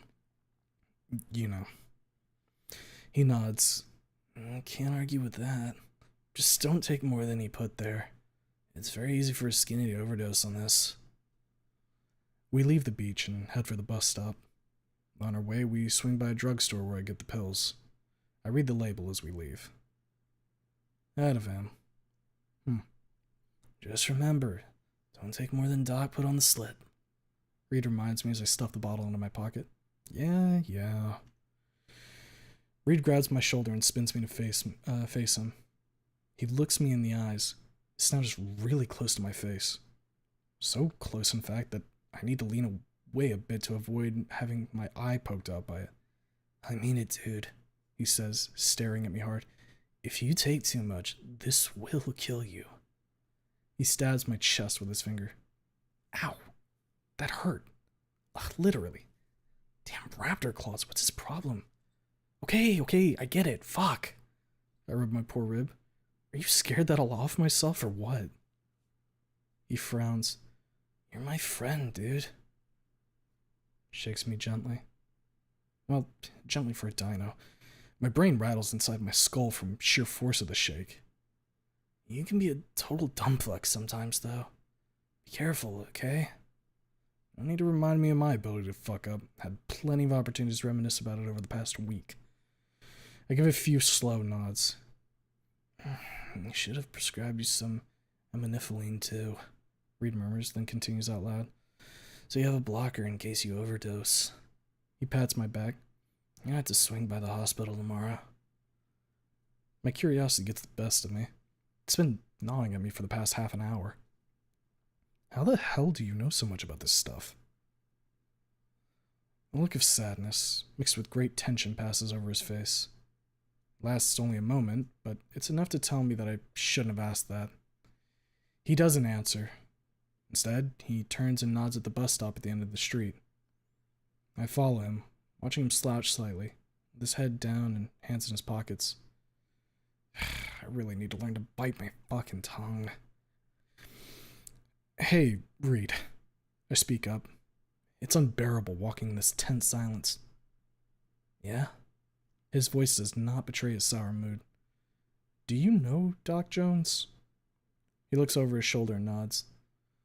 He's been my family doctor way back when I was a kid. Cool guy. Good to see that he moved up in the world. He smirks to himself. Strike the iron while it's hot. You know, he dunked hard on Fang's old man when I was at the hospital.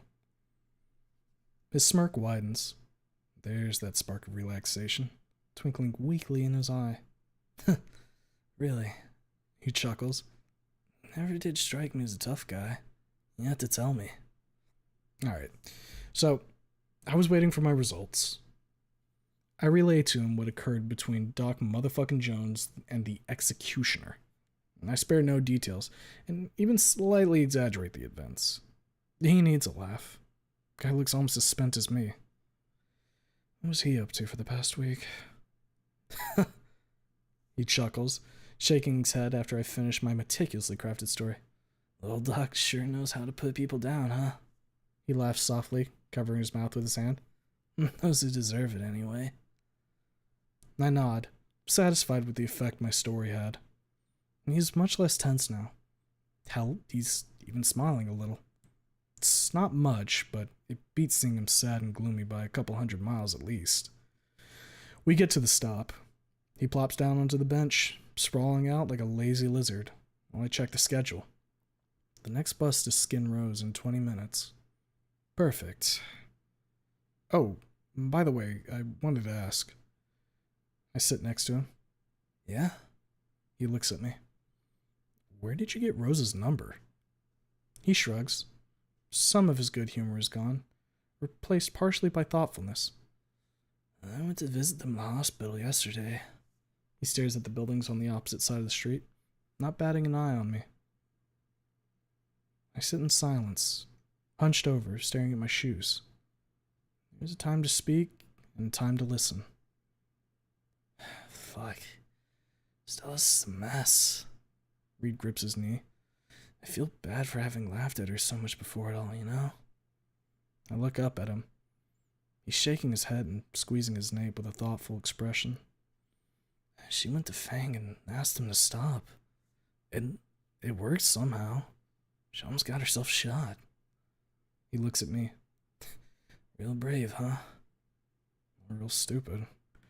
I grub my nose, shaking my head slowly. Rosa thinks so, and I agree. A bit of both, Reed snickers. Bravery and stupidity often go hand in hand, I finish for him. We stare at each other for a moment before simultaneously bursting into a quiet laugh. It feels nice, laughing about such stupid bullshit, pretending, even if only for a moment, that nothing bad had happened. You know, Reed slumps over slightly, putting his foot on the shitty plastic wall of the bus stop shelter. I hadn't taken any Carfay since last Monday. Since the call. He gives me a long, tense look. I start, sitting up straight. I stare back at him, meeting his calm but strained gaze with mine, tense and shocked. He's been on something ever since I saw him the first time. Carfay, MJ, who the hell knows what else. He's always been half aware of what's going on around him, and straight up blacked out at seemingly random. It's been... He looks down, gluing his eyes to the tips of his shoes. It's been fucking hard, man. I had a stash, but I dumped it all into the sink. I just kept... He pauses, narrowing his eyes. I wait for him to continue. And I kept hearing your words. Your friend's making the worst mistake of her life, and you're cooking her brain with that shit. He snarls softly. I was so pissed at myself. You have no idea. Withdraw's a bitch and a half. He steals a short glance at me before turning his eyes back to his boots. I run my hand across the top of my head, myself staring at the plastic blue ceiling above. The moment he speaks up again, though, he has my full attention. But I need to hold on, you know? A smile suddenly returns to his face. The Fang needs us. They need us both. And I can't help them while being fucked up on drugs. He glares at me. I return his look, though mine is much softer than his. I want to run. Go into the army. Leave Fang to deal with the aftermath. How should I tell him this? Should I tell him at all? Fuck it. Honesty is the best policy. Reed, I'm gonna enlist. He goes rigid. His pupils shrink. I expect him to go absolutely ballistic like he did at the beach, but no. He's just surprised. Why? He finally asks. You gonna start running from everything again? There's not a single note of accusation in his voice, and yet the question makes me feel like a piece of garbage. I'm not running, Reed. I shake my head. You know, yes, I am running. I'm fucking terrified of Ripley. What if Fang got pregnant? His eyes go wide as teacups. He hadn't considered that possibility. And what? You're just gonna bail? Leave the kid to fend for themselves? He clenches his fist. Wouldn't you run to the hills if someone like Ripley was breathing down your neck, Reed? He looks away. He's still tense, but less agitated than moments prior. He says nothing. Think for a minute, I continue. He's already blaming me for everything that happened. He fucking despises me. I swallow. If Fang's pregnant, I'm a dead man. But I have a plan. I will not abandon my kid, if there will be a kid. The look on his face shifts from anger to curiosity. He arches his eyebrows and nods with his hand at me to continue. I start enumerating, bending one finger after the other as I speak. I will open a bank account. I will dump my army wages into it. I'll give the details to whoever has custody over the kid. I pause to think. I may never see them, but I will not be a deadbeat. He sits there, considering. The bus arrives and we get on. Reed's silent for the whole ride. He sits next to me with hands in his pockets and the back of his head pressed against the headrest. He stares at the ceiling the whole time, barely moving or blinking. The look of deep contemplation doesn't leave his face until we get off at the edge of the district. Interesting, he says as we delve into the worst part of Volcadera. What if Ripley gets custody over your kid? I'll give the details to Rosa and have her give it to them. I rub my jaw. I hope she won't refuse. We walk in silence for a time. I give Reed a brief glance every now and then. He's waist deep in contemplation again. He says nothing, his hands in his pockets, his steps stiff and mechanical. We pass a couple city blocks before he opens his mouth. Here's hoping. He clicks his tongue. But we won't know until a few months from now. He glances at me. When are you gonna go? I rub the back of my head. As soon as I'm no longer needed for the trial. I pause. It's starting in a month or two. At least that's what Fang's dad told me. He rubs his chin. So you're dropping out? I nod. We walk in silence for some more time. Neither of us wants to talk. It's better that way. Gives me more time to pick my words. And I pick them very fucking carefully. The street in front of my place is empty. Not a journo in sight. There's a cop standing at the street corners, though, like the constable of yore. I'm gonna leave this goddamn city behind. I open the front door and start climbing the stairway. He follows me. Excluding the time I spent with Fang, you guys, and that old fart Mo. It was either a hail of shit or a rain of piss. Sometimes both. We stop before the door to my apartment. As I look for the keys, my phone starts buzzing. I exchange looks with Reed, then pull the phone out. Maybe it's Rosa? What would she want now? Unknown number. I look at him again. Should I pick it up? Your call. He shrugs. Very funny, I grumble. The phone keeps buzzing. What's odd is that it sounds almost desperate. Impatient. Who the hell is calling me anyway? Not my folks. I have both their numbers saved. Not that I got much use out of those anyway. Whole week had passed. I've read an interview with them on the bus to the beach. Still, not a call, nor a single fucking text. May as well have died on that goddamn Monday. Fuck it. Hello? Hanon, hey. I freeze. Within a millisecond, my body becomes rigid, stiff, solid like a block of metal. My heart starts pounding, beating a steady, fast, strong rhythm, while a wave of hotness starts pouring over me, traveling from my ears down my neck. I am deep red within another millisecond. Reed stops and stares at me, dumbstruck by my sudden fit, but I don't fucking care. Fang? I manage to stammer out. Where? I try to swallow, but my throat is so clenched that I only manage a wet, gross sound with my mouth. She's in prison, you fucking idiot. Change the question. Are you okay? Reed freezes the moment he hears me say her name. He brings his hand up to his mouth, his eyes almost wide enough to fill his whole face. He stares at me expectantly, almost pleadingly. He wants to talk to her. I feel you, man. I really do. But she called me, not you. Don't be so fucking selfish. Fuck. You're right, Conscience. I beckon at Reed to come over.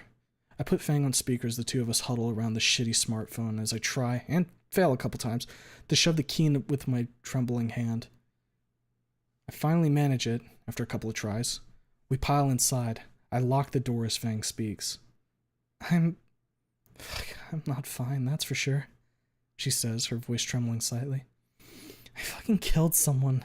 She fucking deserved it, I think. She chokes back a soft sob. Fuck. Fuck! How much I want to hug her, tell her that everything will be fine, console her somehow, in any way. I stare at the phone in dumb silence, unable to say anything, unable to move, unable to think. Reed comes to my rescue. Hey, Fang, he says. His voice is neutral, devoid of his easygoing, laid-back attitude. Reed?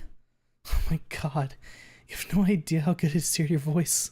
She sniffles. I just wanted to talk to Anna and make sure he's fine, but hearing you is a welcome surprise. She gives a weak, shaky laugh. How the hell is she calling us cell through a landline? I fucking cares. She called me. Me. After all that happened, after all I did. She didn't call Reed. She didn't call Trish. She called me. Fang, sweet tooth.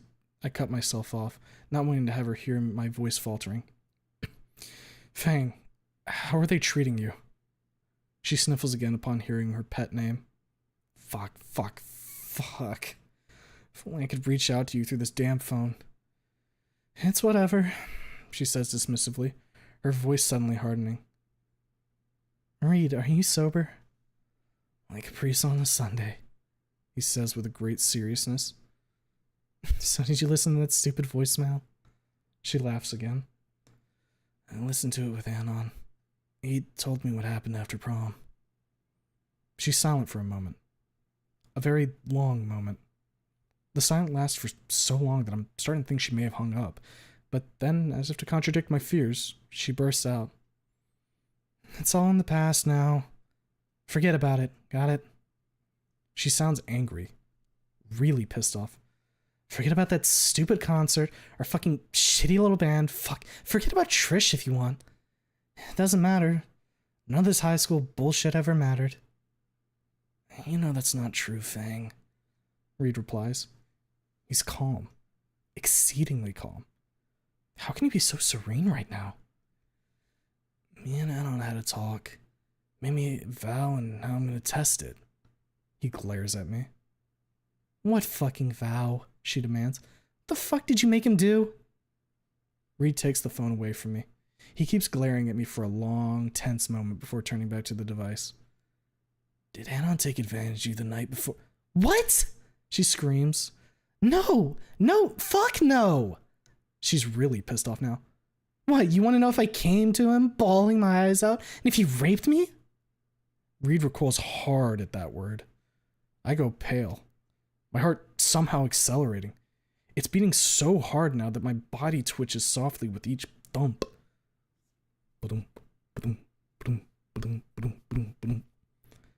Here's a new flash for you, drughead. I took advantage of him. Before he knew what was happening, I was on top of him, riding his dick. She's breathing quickly, teetering on a thin line between hysteria and blind rage. I take the phone from Reed. Fang, calm down. I ask her, in a surprisingly composed tone of voice. They'll take you away if you don't stop freaking out like that. She listens. She calms down, or at least stops screaming. What comes next makes me wish that she was still shredding her vocal cords in a tantrum. I'm sorry, Non, she sobs softly. I fucked up.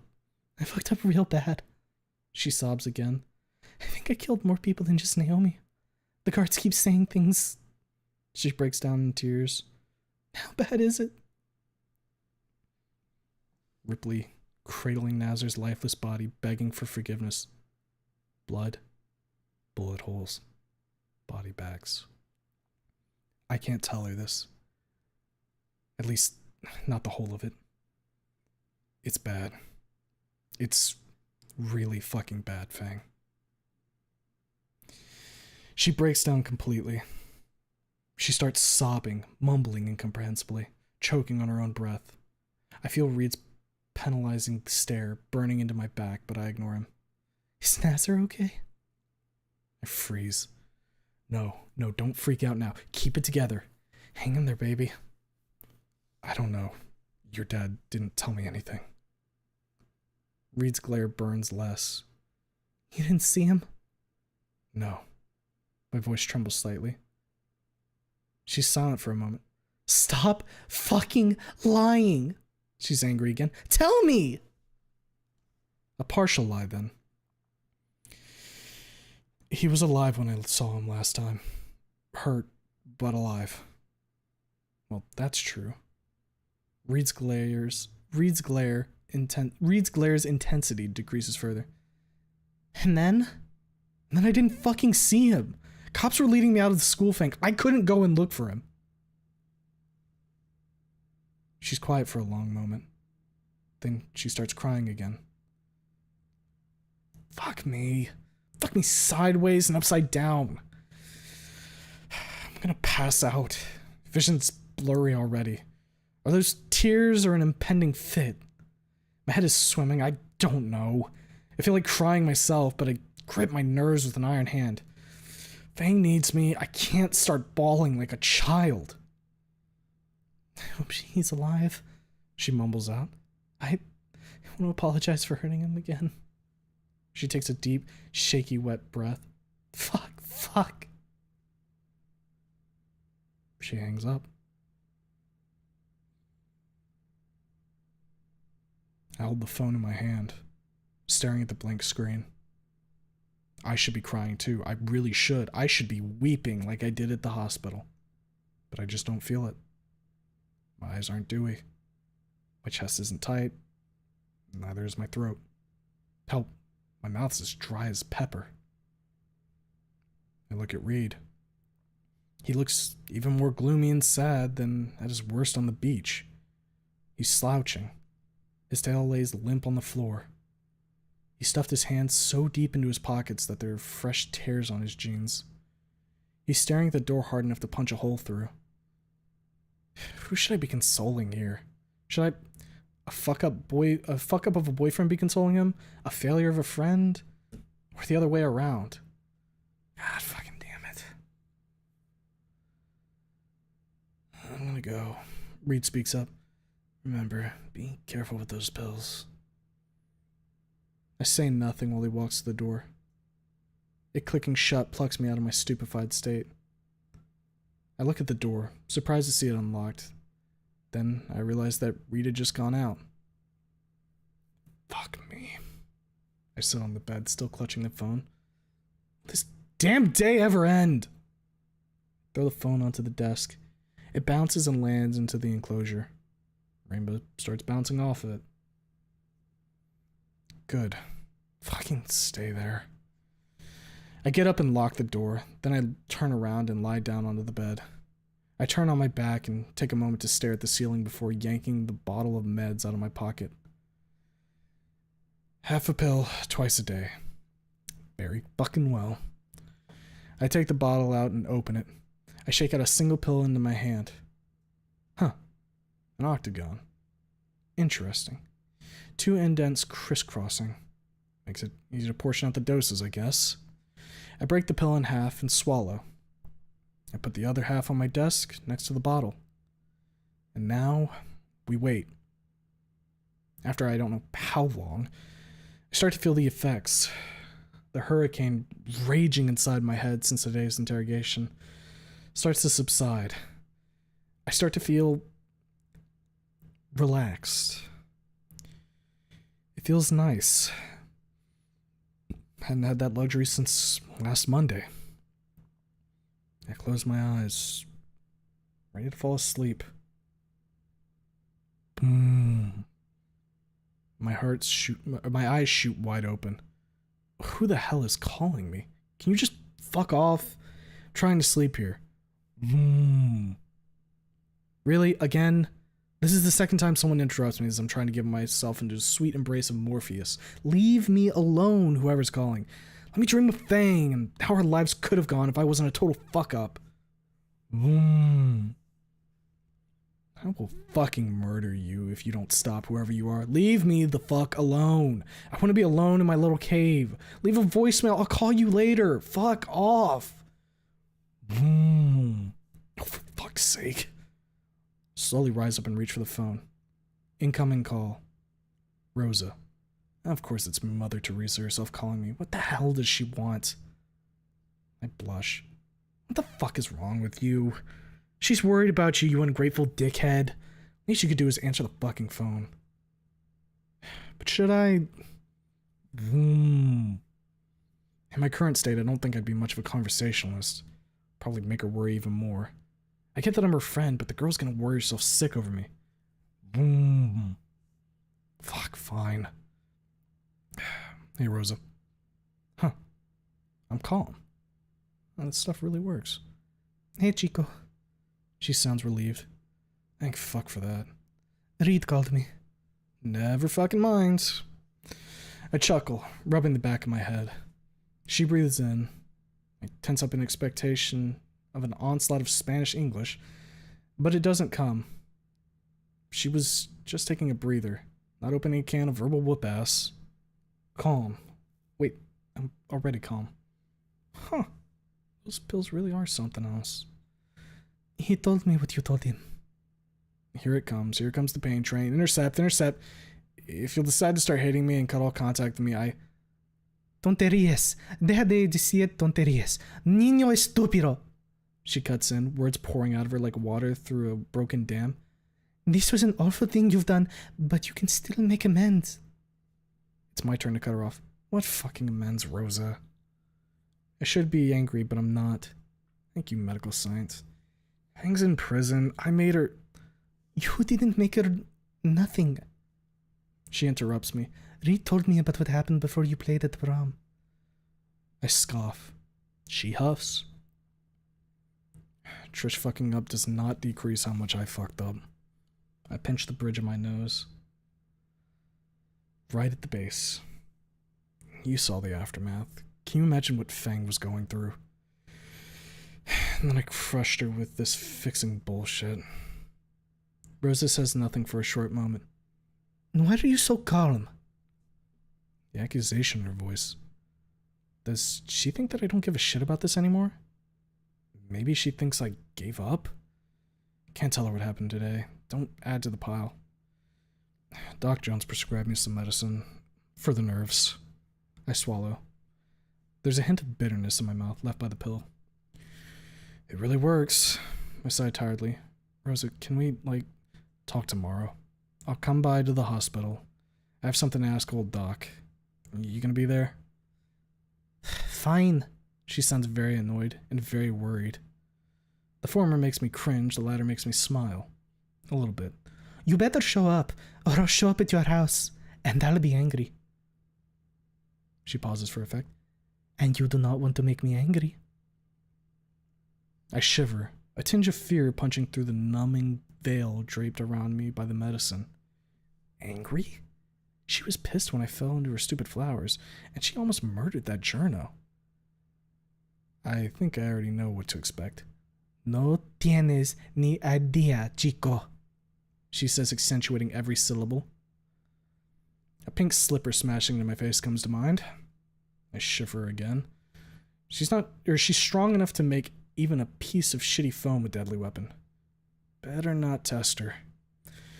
Don't you worry, I'll be there. I smirk.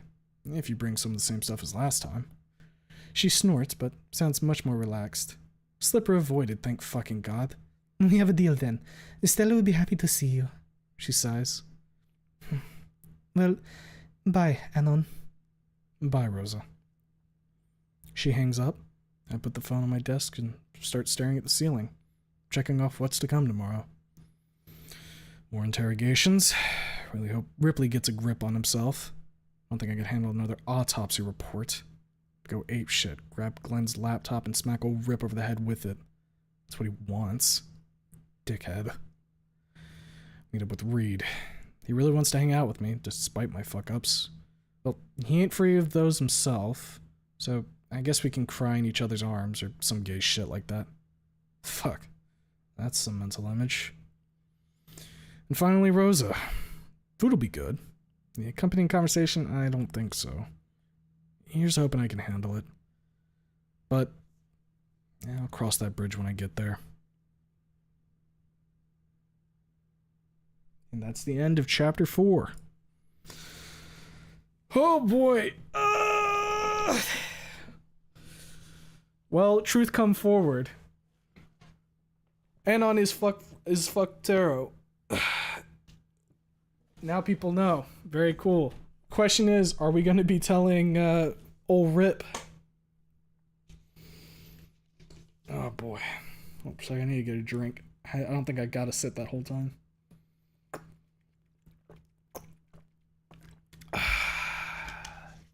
Bitch, that's a roller. How many times did she reload? She had the fucking speed loaders ready to go. Crying Reed's arm or some other gay shit. The dream. So, Mr. Creamer, how did you enjoy this roller coaster? I mean, it's pretty good. It's pretty good. I'm gonna get a handle on my voice. It's getting a little scratchy. This is what I get for not warming up yesterday with like some bullshit reading. You know what I mean? Wouldn't worry about old Ripper that much. There's much worse things on the horizon. Oh, joy. Then gets really tense almost half the time. Awesome read. Thank you, thank you. C1, of course it gets worse. True. Take a quick peruse through the what was being said here.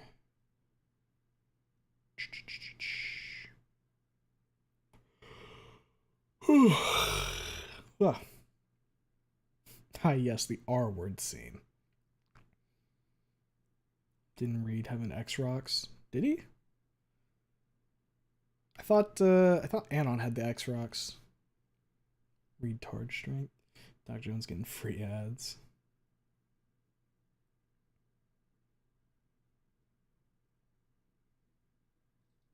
You know, if Fang is pregnant, then Anon gets a double kill on E1. Good God. Or Fang does. I don't know how to attribute blame when it's the choice, when it's our choices leading there. Oh no, the call.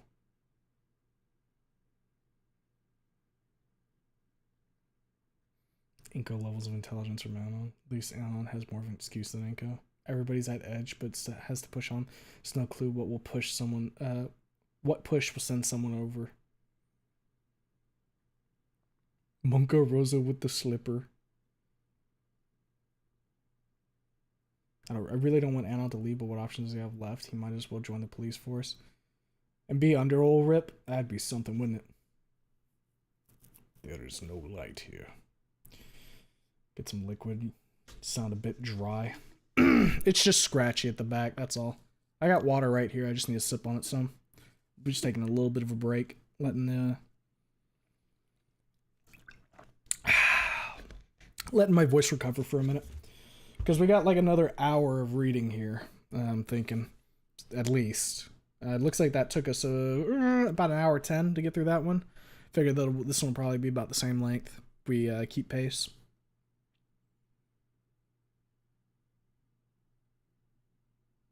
They will talk and philosophize about the blame throughout the story. Both Dead Reed even says only X-Rocks Stony games are just movies.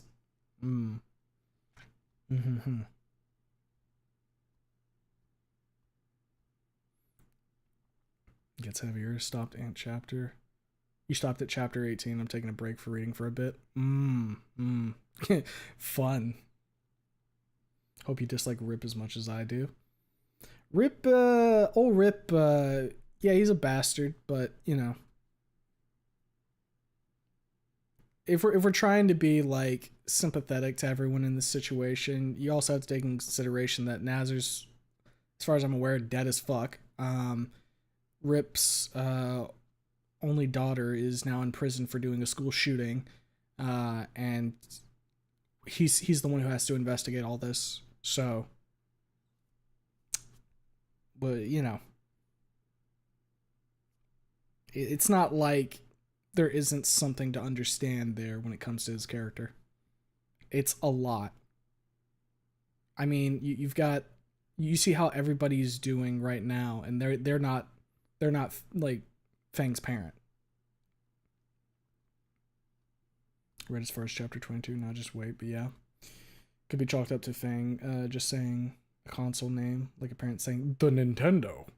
I've gotten you a game for your the Nintendo. Gotta read this fic and I'm just hearing his Deem.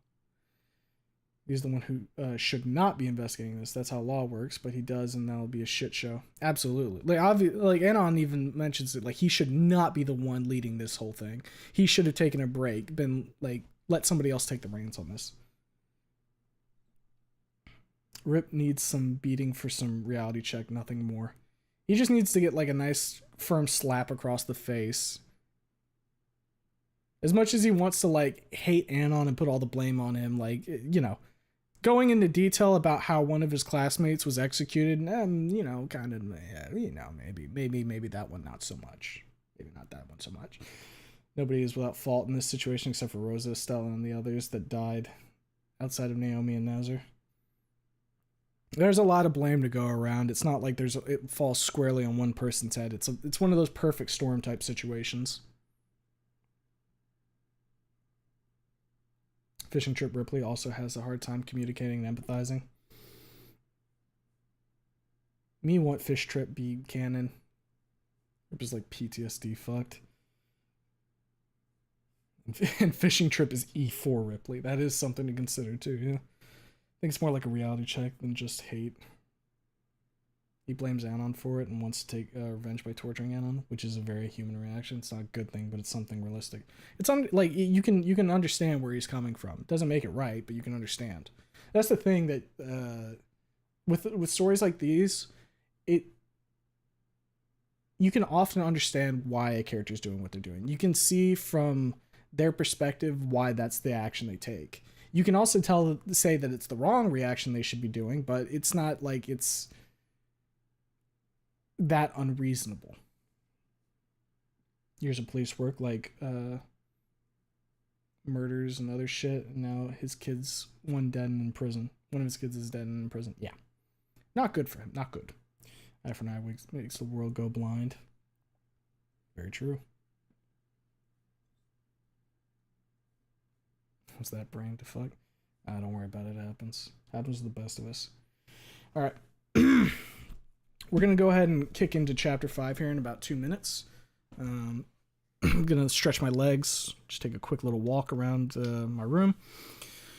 We'll come back, so if you need to go use the bathroom, get like some water or something yourself, go ahead and get that. When we get back, we'll be rolling into chapter 5. I'll cut us to the BRB screen in the meantime. So, catch you guys in about two-ish minutes.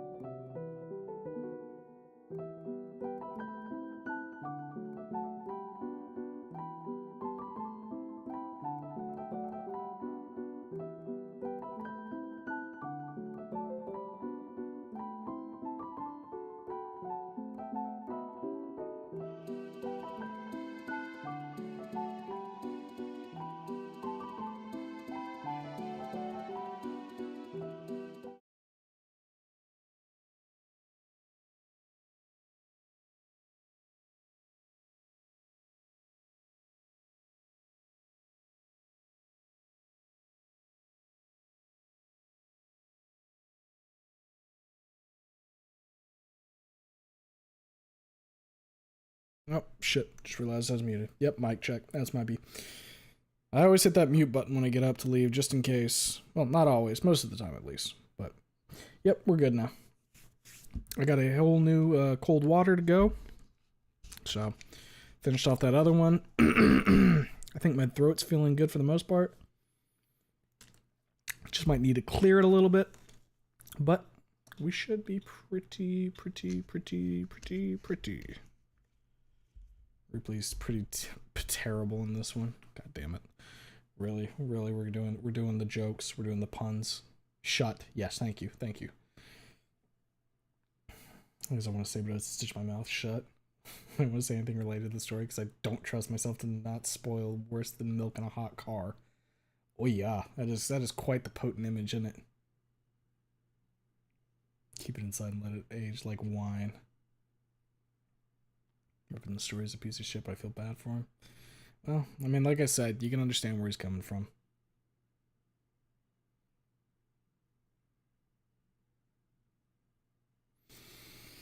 Okay. Let's go ahead and roll into this next chapter. Probably be ending stream at about, if the last chapter is anything to go off of, just shy of the 4-hour marker. So you guys got a whole another hour of reading. So we're not going to delay too much here. We're going to go ahead and get into it. Get myself situated. Nice and in my chair. And here we go. Chapter 5. Seek and listen. Summary. Sometimes it's better to stop talking and start listening. Another day, another questioning. And when Lucy asked me to play the guitar with her, Ripley silences me with the rise of his hand. I stop and look at him, waiting for him to say something. But he says nothing. He knows that me and Fang spent the whole of that day together, in our room, alone, for hours. And he is not enjoying the reminisce. I should be terrified by the look that he's giving me when that fact dawns upon him. Hell, I should be pissing myself right now. This Ativan shit really works. I don't feel terrified, not even scared. I just feel calm. There are pricks, weak echoes of something here and there in my stomach and chest. It's some kind of emotion, not fear, I don't think. And even if it is, it's nowhere near the brick-shitting variety I experienced during my first time being interrogated. He stares at me, gripping the edge of the table so hard that the shitty plywood is bending slightly upwards. He's growling, like a big cat, or an attack dog. Glennon turns, looking at Ripley. He steals a glance at me, one I can't quite decipher, and one that's too short for me to determine anything solid. There's a surprise in it, that's for certain. When he looks at Ripley, though, he looks disappointed? Huh. Would his opinion of his boss would his opinion about his boss change so quickly? Given what happened yesterday, I don't blame him. Ripley just keeps staring at me. I return the stare. Our little duel goes on for a minute or two, during which he slowly calms down and sits up straight. He runs his hand up and down his face, as if trying to do this thing where you change your expression as your hand passes over your face. But I don't think he's trying to make me giggle. And besides, his beak's in the way. He's fucking angry. Real pissed. You old piece of shit, your suspicions are correct. Only the dates don't match up. What the hell's wrong with you? Forget what this ties into? My good pal, the voice scolds me. Hell, can't even let myself gloat. Conscience, can you? Though, yeah, you're right. This is fucked up. Very fucked up. You shouldn't think of it fondly levels of fucked up. Must have shown some of my thoughts on my face because Rip's eyes narrows and he drums the table with his claws. Oh hey, let his claws slip out. Huh. Must have missed it.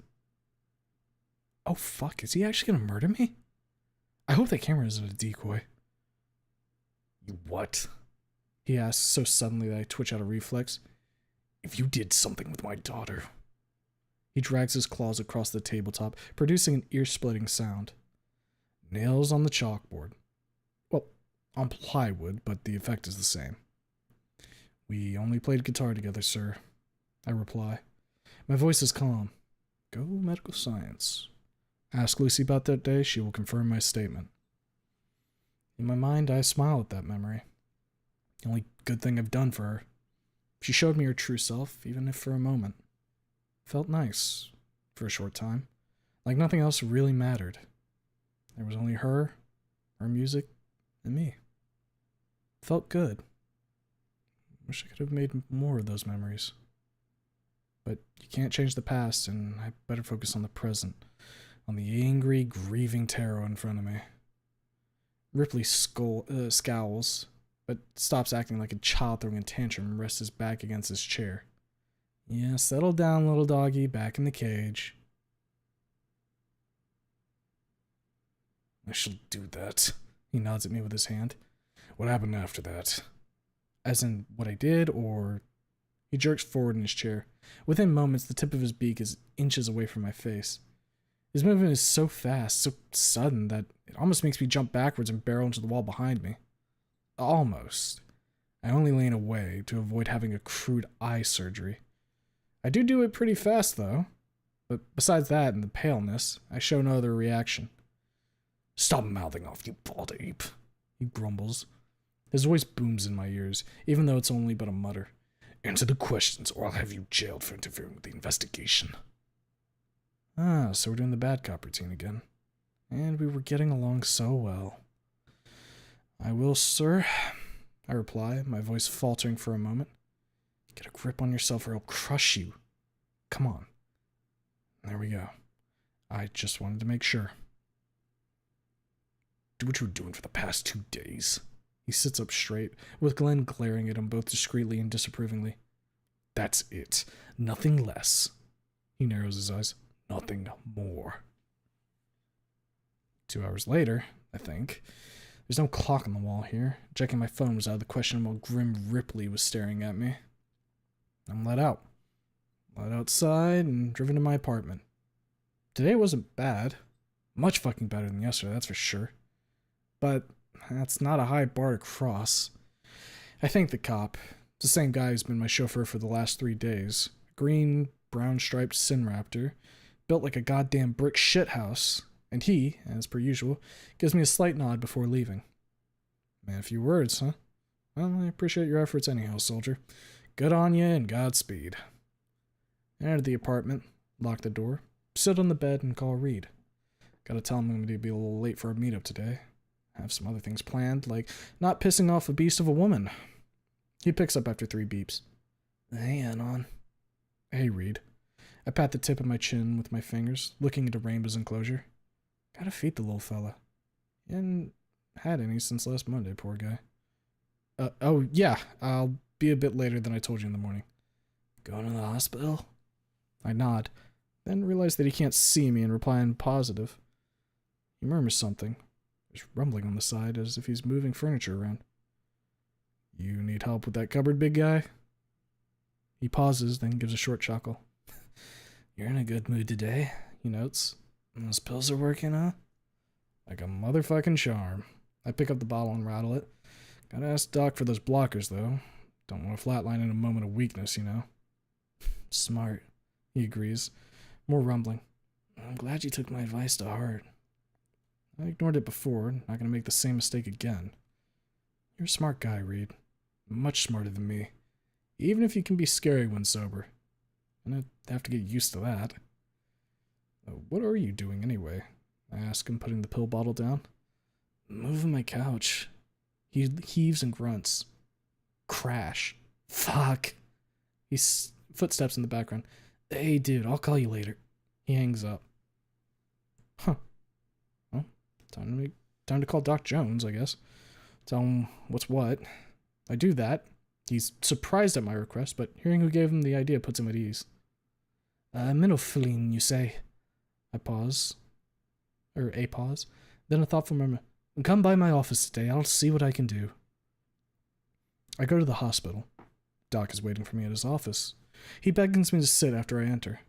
He looks puzzled, I think. Or maybe curious. Whatever the case is, he looks at me with great interest, his gaze stuck on my face. I see the medicine is working. You're much more calm than yesterday. He opens his drawer up to his desk. He pauses and looks up. Reed is your friend, I presume? I nod. We're friends. After what happened yesterday, solid as they come. No more dirty laundry. We're on equal footing. In the clear. However you say it. He told me you were his family doctor. I was, yes. Evan smiles. He was a good kid. How is he doing now? Your favorite little patient is now a drug addict. Conscience, I swear to Raptor Jesus, shut the hell up. He's doing fine. Could be better, but you know. I heard the back of my head after a loud sigh. After Doc Jones nods twice, thrice. He takes a slip of paper out of the drawer and clicks his pen. The drawer clicks shut as he bends over his desk. Completely understandable, he says, scribbling something down on it. Such an event must have hit him quite hard. Yeah, Fang's his friend, I nod. He's taking it like a champ, though. That's a thin-veiled lie, and I know it. Evan doesn't, and he looks convinced. Yesterday fucked both of us up. Hell, he threatened to kill me. I don't deserve death, I think. Only a good ass-kicking. I hope that is what he meant by that threat. Even if it's a moot point. We're cool now. I hope so. Poor fucking Reed. He's taking the fallout of last Monday as badly as me. Not to mention the withdrawal. Who knows for how long he's been hooked on that Carface shit. He's been on it constantly. But I can't tell Doc Jones this. This isn't a therapy session or a chit-chat over a cup of joe. I came to get something to save my ass in case I fuck up again. Whoop, he's done writing. Now he's looking at me. He's waiting for me to say something. So, what you writing, Doc? Nothing important, he pauses. Tell me, why do you think you need this medication? I chuckle nervously and rub the tip of my chin with my fingers, slowly throwing my head back as I take a moment to think. I had a rough week, Doc, I say slowly. I may make a mistake because of it. I don't want to. I stipulate, seeing him squint. But you've seen what a mess I was yesterday. And if a mistake does happen, I want to have a failsafe. He gives me a long, intent look. Then he slowly opens the drawer, takes out the prescription book, and writes something down on one of his slips. He clicks his pen again. Better safe than sorry. He drops it in his pocket and gives me the prescription. Thanks, Reed, Doc. I smile. Oh, thanks, Reed, Doc. Sorry. Try that again. Thank Reed, Doc. I smile. Without him, I wouldn't even know this is an option. He nods with a soft smile. Remember, if there's something I can help you with, don't be afraid to call me. He nods at the door. Oh, and by the way, I stop, half up from the chair. That friend of yours, Stella, we discharged her today. You should call her. She'd appreciate it. I smile again and then nod. Will do, Doc. Thanks. Any time. I leave his office. If Stella's not here, that means neither is Rosa, which means I can meet with her later. I better call her first, though. She may be my friend, but Jankla cares not for the ties to its wielder. I shiver slightly. She's terrifying when she gets mad. Almost as much as Reed. I haven't even seen her final form.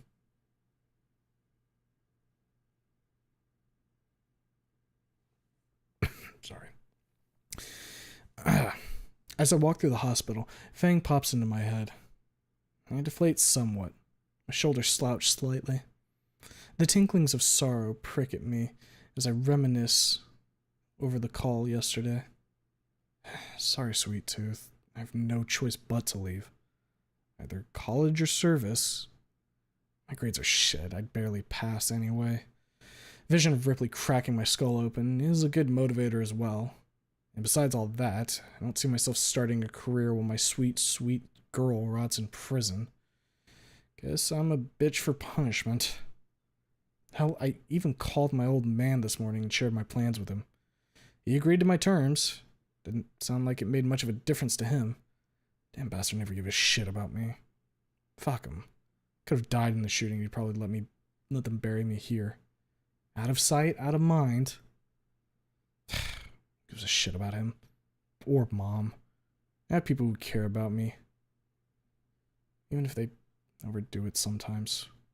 Rosa, Stella, and Reed, and Fang, and Mo, maybe. Not Trish, though. Fuck that bitch. I whip out my phone and call Rosa. She indeed is not at the hospital, but at Stella's house, keeping her company. She doesn't seem to mind that I'm standing her up today, which is good. She makes me promise that we'll meet up tomorrow, though, which is less good. Fuck it. She's my friend. Won't kill me to hang out with her. Though the thought of how Fang would react to me spending so much time with Rosa kicks up guilt. My stomach clenches, only a little bit. Relax. Fang wouldn't want you to become a shut-in. Look where that got you in the first place. It'll be fine. I get on the bus and, after a rather lengthy ride, arrive in an area that's a mix of suburbs and apartment complexes. Rows of identical, neat apartment buildings greet me as I get off the bus, after thanking the driver, of course, and look around. Huh. A lot of greenery. Playgrounds, bike paths. Not as snobbish of a district as the one Fang's home's at, but it has its charms. Reminds me a bit of those Euro cities they show in the news sometimes. Rent here must be astronomical. That thought alone makes me feel completely out of place here. Like a poor kid in a coming-of-age rom-com. I pull up my phone. No way I'm going to find Reed's apartment here. All the buildings look the same. Hey, Reed. Hey, Anon. He shifts on the couch. You coming or not? I look around, unsure as to where to go. I can already feel the suspicious looks of the local snobbery, so I just hide inside the bus stop shelter. Can you come to the bus stop? I can hear him shift again. I think he's sitting upright now. Is everything okay, bro? Fuck me, he's concerned. I snort. Dude, I don't know where your place is. Everything looks the same here. He snorts in return, then falls back onto the couch. His voice goes quieter. Must have leaned away from the phone. Someone asks him something. I can't discern the words. No, Mom. Just talking to a friend. He pauses. No, not Trish, Mom. Mere mention of that name makes my blood boil. I clench my fist, feeling anger, even if greatly muffled by the sweet embrace of lorazepam. Spread inside me like a black mist, clouding up my face and contracting my lips into a thin smile, or a thin line. A well-dressed green raptor girl, no older than me, turns into the bus stop shelter. She starts, seeing an angry human, leering at nothing in particular. She quickly turns around and leaves. Fuck, calm down, Anon. I cover my mouth with my hand. Bite marks from yesterday had swollen up slightly. Kinda hurts to move my finger. Want to get reported for leering at the cream of the crop of this fine city? Hey, Anon. Sorry for leaving you hanging. I snap back to reality. Focus. You live with your parents, huh? I bite my tongue. They didn't mind you taking drugs at home? I'm answered by silence. Drags on for a moment. Making drugs. Making drugs? No, dude, I didn't. Reed snorts. Dad would. He cuts himself off. Then he takes a breather to calm down. I gave you my address, dude. Can't you just come over? What, are you afraid that someone will pepper spray you or something? He chuckles. Something like that, yeah. I'm a skinny from Skin Row. I bet people here can tell this by my stench alone. And I have a mean case of being mean. Not really a people person. Something which became very apparent over the past 5 months. I look at my shoes. I thought you could show me the sights, or something. I was never in this part of town. Don't want to get lost here. Fine. I hear him getting up. Where are you? I look at the nameplate of the bus stop. Green Pastures, 4. Dude, that's right under my window. Are you serious? He walks for a moment. Look up. I get out of the bus stop and look at the building next to it. There he is, on the 3rd floor, waving to me through the window. And I wave back. Come on. He stops waving. I have Packy set up. Sure. I'm coming. He hangs up. I go into the building and up the elevator to the 3rd floor. Which apartment was it? Yeah, 32. I knock on the door and he opens up. He's not in his usual clothes. He's wearing a white t-shirt and a pair of loose sweatpants. This look does not fit him. On the contrary, it's fucking comical. He notices my smirk immediately and punches me gently in the shoulder. Ow. But I deserved it. Get in, Anon. He steps aside, letting me into a surprisingly spacious hallway. As he closes the door, I glance around. A few coat hangers sit on the wall. All of them are occupied by expensive-looking jackets and coats. There's a shelf sitting on the wooden floor. It's bursting at the seams from the designer shoes it's packed with, both male and female cut. Some are Reed's, but the overwhelming majority must be his parents. Come on. He walks past me and nods me to follow. As we walk into an even more impressive living room, a pleasant, slightly dreamy voice calls out from somewhere on my left. Redmond, you didn't say your friend was a human. I have to bite my tongue to stifle a chuckle. I fail. Reed glares at me and I cut the shit immediately, remembering how vicious he was on the beach. We may be friends, but he could still easily whoop my ass if I piss him off. Redmond? I mutter, giving him a mini shit-eating grin. It's a smirk, but enough to get my point across. You smile like that again and I'll kick you so hard that you have to go to the hospital to get my shoe out of your ass. He grumbles. Then, realizing what he's saying, he sighs and rubs his cheek. Or, rather, what counts as a cheek for someone with a snout. Sorry. It's fine. I do deserve an ass kicking for what I did. I turn to where the voice came from. I'll keep that in mind. I try and succeed to ignore him and lift my hand in greeting towards a red raptor woman in her early 40s. She's tall and slim, wearing a pair of baggy brown pants, a loose high-cut blouse with a flower print, and a dark orange headband, holding up a cascade of sharply red, curly hair. She's holding a paintbrush and a large palette. Her fingers are dirty with paint, but her clothes are pristine, somehow. Behind her, on a set of easels, sits a large canvas, painted blue with some indistinct shapes cutting across. Damn, she looks like she's fresh out of an old-school burning dino festival. Or a hippie art school. Hello, Mrs. Linda, she nods. Linda Card. Mrs. Card. I nod. I'm Anon. She gasps, rubbing her snout, smearing some blue paint on her face in the process. You're that kid they showed on DNN.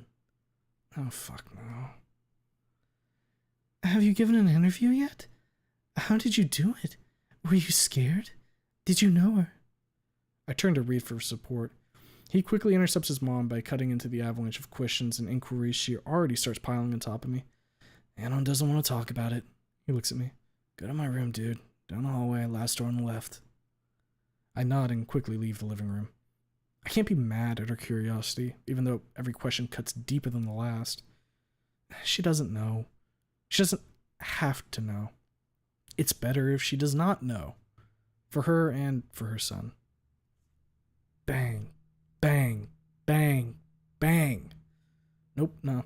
Not giving into that vision again. Don't think about it. Don't think about it. Focus on what's around you. Come on. Anything but that shit. The hallway is long and as spacious as the entry hall. The floor here is made of dark wood. The walls are painted a calming shade of green. There are some paintings on the wall. Looks like some abstract art. An old grandfather clock sits at the end of the hallway. As I make my way down this passage, I'm followed by the sounds of an argument. Reed's voice, annoyed but calm, versus Linda's, still dreamy but already starting getting angry. Here I go, again causing drama with my mere presence. Seems like I have a knack for that. Stop prodding him about this shit. Reed's voice trembles slightly. Anon came to relax, not for a damn interrogation. Fuck yeah. I went through enough inquiries to last me 3 lifetimes. She hisses. It's not a loud hiss, and it's marred with worry and hurt. Don't yell at me, she scolds him. Do I talk to you like that, Redmond? Reed sighs deeply. I stop short of his door and look over my shoulder. He's leaning over the large dinner table, occupying the center of the living room. He already looks spent and beaten. Fuck, I don't think I'll ever get used to seeing him like this.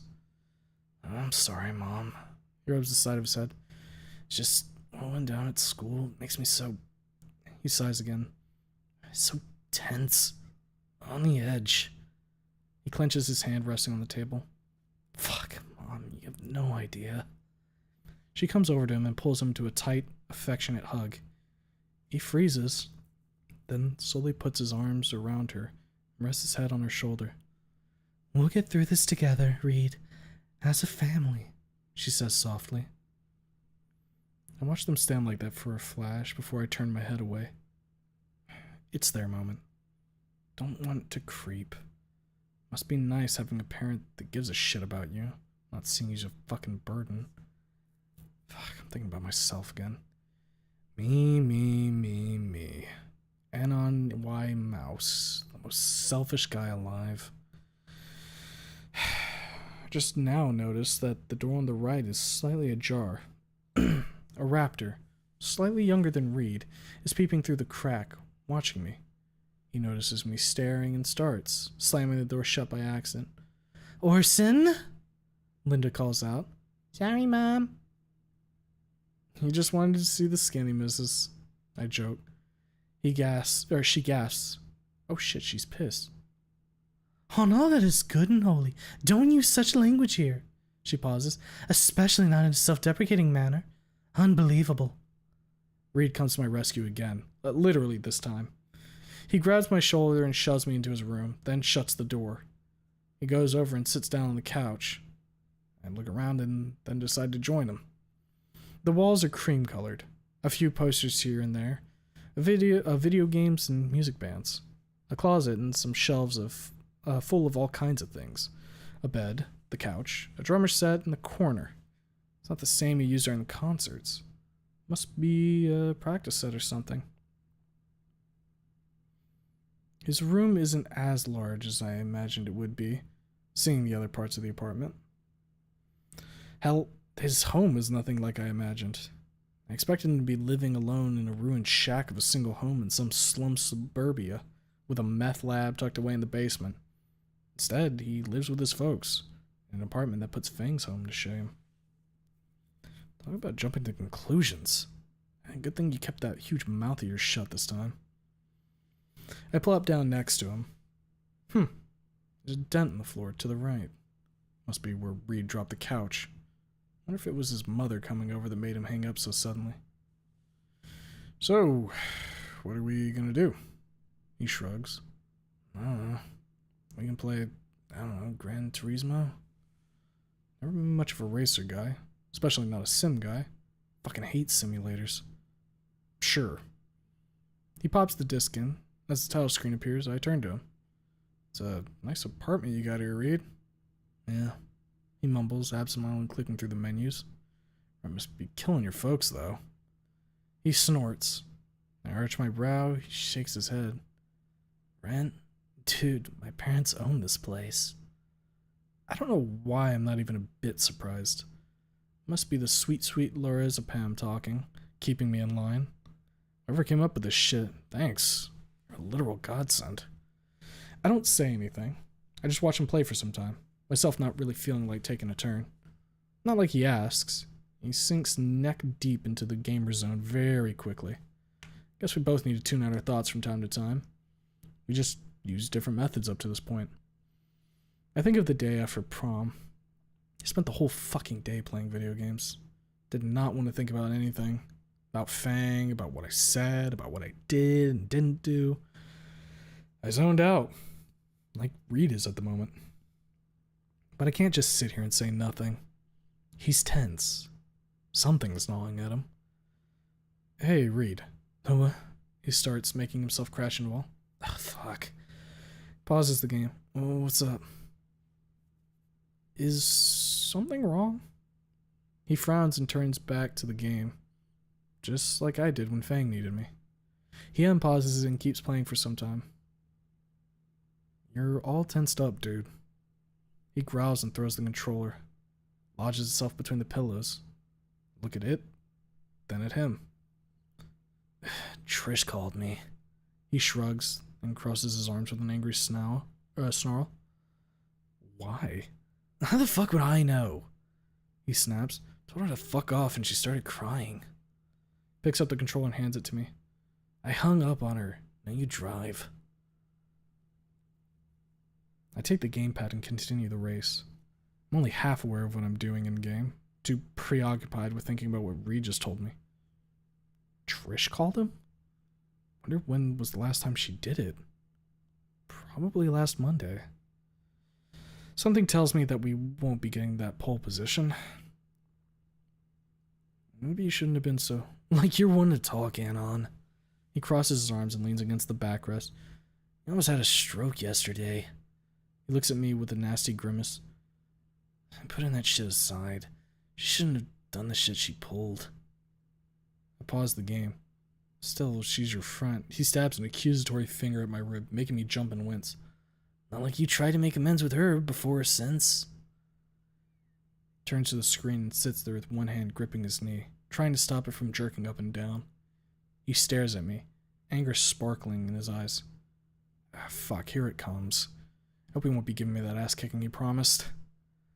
The memory of a solid piece of wood snapping like a twig under the force of his kick flashes before my eyes. Not that she wouldn't have fucking deserved them. He burst out suddenly. Anyway, she stopped being my friend the moment she did what she did. He glares at me. 10 fucking years down the drain, he shouts. Can you imagine? My eyebrows shoot up so high that it's a miracle they don't enter a stable orbit around my head. Fang and Trish. 10 years? Holy fuck, this makes this whole thing so much worse. And you know what the fucking worst part of it all is? Reed frowns, half baring his teeth, a low, rumbling hiss escaping his throat. She thinks it was justified, and that it was you who's responsible. Is she really wrong, though? If not for my big mouth, Fang would get over it. Would she really, though? Whatever the case could have been, my sweet, sweet girl is at a breaking point anyway. Fucking hell. Footsteps in the corridor. The door opens. I look to the side to see Linda, looking very intently at her son. He looks back at her, extremely agitated at first, but quickly deflating and slumping against the backrest. Sorry for screaming, Mom, he mutters. Just cuts himself off with a sigh. Me and Anna are just talking. She keeps looking at him, her face softening some. You can be emotional, Reddy, I know that, but please don't be so loud. She gives him a warm smile. I need to focus. Sorry, Mom. He hangs his head with a sad sigh. It's just that... forget it. Can we talk about it later? He nods at me. She gives him another concerned look before nodding and retreating into the corridor. The door clicks shut. Only after her footstep stops somewhere in the living room, Reed turns to me. Can you believe it? Can I believe your mom being so nice or Trish being so shitty? He snorts, chuckles, and fist bumps my arm. Ow. You know what I'm talking about, dude. He nods at the TV. You're not playing? I hand him the controller without a word. He unpauses the game. I sit there for some time, watching him play while musing. Thoughts start swirling, kicking up the familiar dust of confusion. Soon, it's a sandstorm. 10 years. 10 fucking years Trish and Fang knew each other, apparently. And then Trish does shit like this? Why? Familiar thoughts, reminders of my last week's musings surface. She got the text and you didn't try to call Fang, as far as I know. She didn't try to stop Fang before the shooting. If she went to school, she could have done it. But if she tried, she would probably be the one to die instead of Naomi, and she knew that. Don't think about it, don't think about it, don't think about it, don't think about it, don't think about it. Focus, focus. Fang knew what she did. How? She probably figured it out. She probably called her and asked. Man, that must have been some conversation. Or rather, a one-sided screaming match. Anon? What? I start when Reed pokes me. You good? I run my hand down the side of my face. I'm fine. Just been thinking about what you said. Slowly shake my head. Let's change the subject, okay? He shrugs, then turns back to the game. He's changed it while I was musing. Now it's some flight sim. How did your folks afford this place? Look around. Must have cost a fortune. He shrugs again. Mom's an artist, Dad's a lawyer. He says absent-mindedly. Wouldn't believe how much rich assholes are ready to pay for a painting. I looked at the door. The painting's in the hallway. Mom's. He interrupts me. You like them? I think for a moment. They're pretty? I shrug. Not really my style, though. Oh, yeah. He nods very solemnly. I forgot. You prefer anime chicks. Screw you, dude. I nudge him. He shoots me a short-lived grin, then turns back to the game. So, your mom brings food to the table? He shakes his head. No, both my parents do. They call it a team effort. I smirk. He tilts his head, and I shake mine. He shrugs and focuses on the game again. I watch him play. He's razor sharp, and from what I see on the screen, he's not doing a bad job. You are so damn lucky. If your old man is at least half as caring as your mom, it's no wonder that you turned out better than the rest of us. Fang's folks are Miss Airhead and Mr. I have a stick so far up my ass I can pick my teeth with it with a pinch of psycho. Trish's parents... Fuck, I don't even know what to think about the kind of people they are if their daughter is like she is. Mean, angry, confrontational to a fault. Violent. She clipped her friend's wings in more ways than one. Because of a grudge, for fuck's sake. She dug up my patch just to, I suppose, make Fang stop liking me? Who the fuck knows? Who the fuck cares? Rain seems to have cut all contact with her. She stopped being my friend the moment she did what she did. She's a piece of shit, but... I don't know. I kind of want to hear what she has to say about all this. It doesn't feel right to not hear her out. I may have to have Reed hold me the fuck down at the first instant so I don't snap that scrawny neck of hers, but fuck, I need to know. I need to hear it from her own mouth. She blames me for everything. I was right about you. I mean, she's not completely wrong, I'll give her that. But neither is she a fucking saint, which from what she told Reed, she sees herself as. That's pretty damn rich coming from her. Hey, Reed. Do you still have Trish's phone number? He almost drops the controller. He whips his head around to look at me, both frowning and arching his eyebrows up. What? You want to talk it over? Work it out? He shakes his head. Dude, she burned all bridges with you long ago. He snorts and rests his hands on his knees. Remember that presentation? How could I forget? But what does it matter?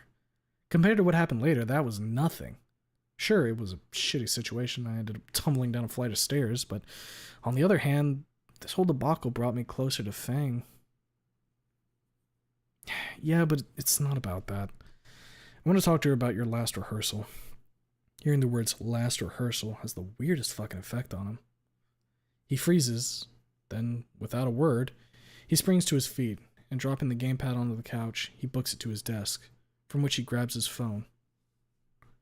My eyebrows shoot upwards as I watch him frantically fiddle with it. He's clearly looking for something. No.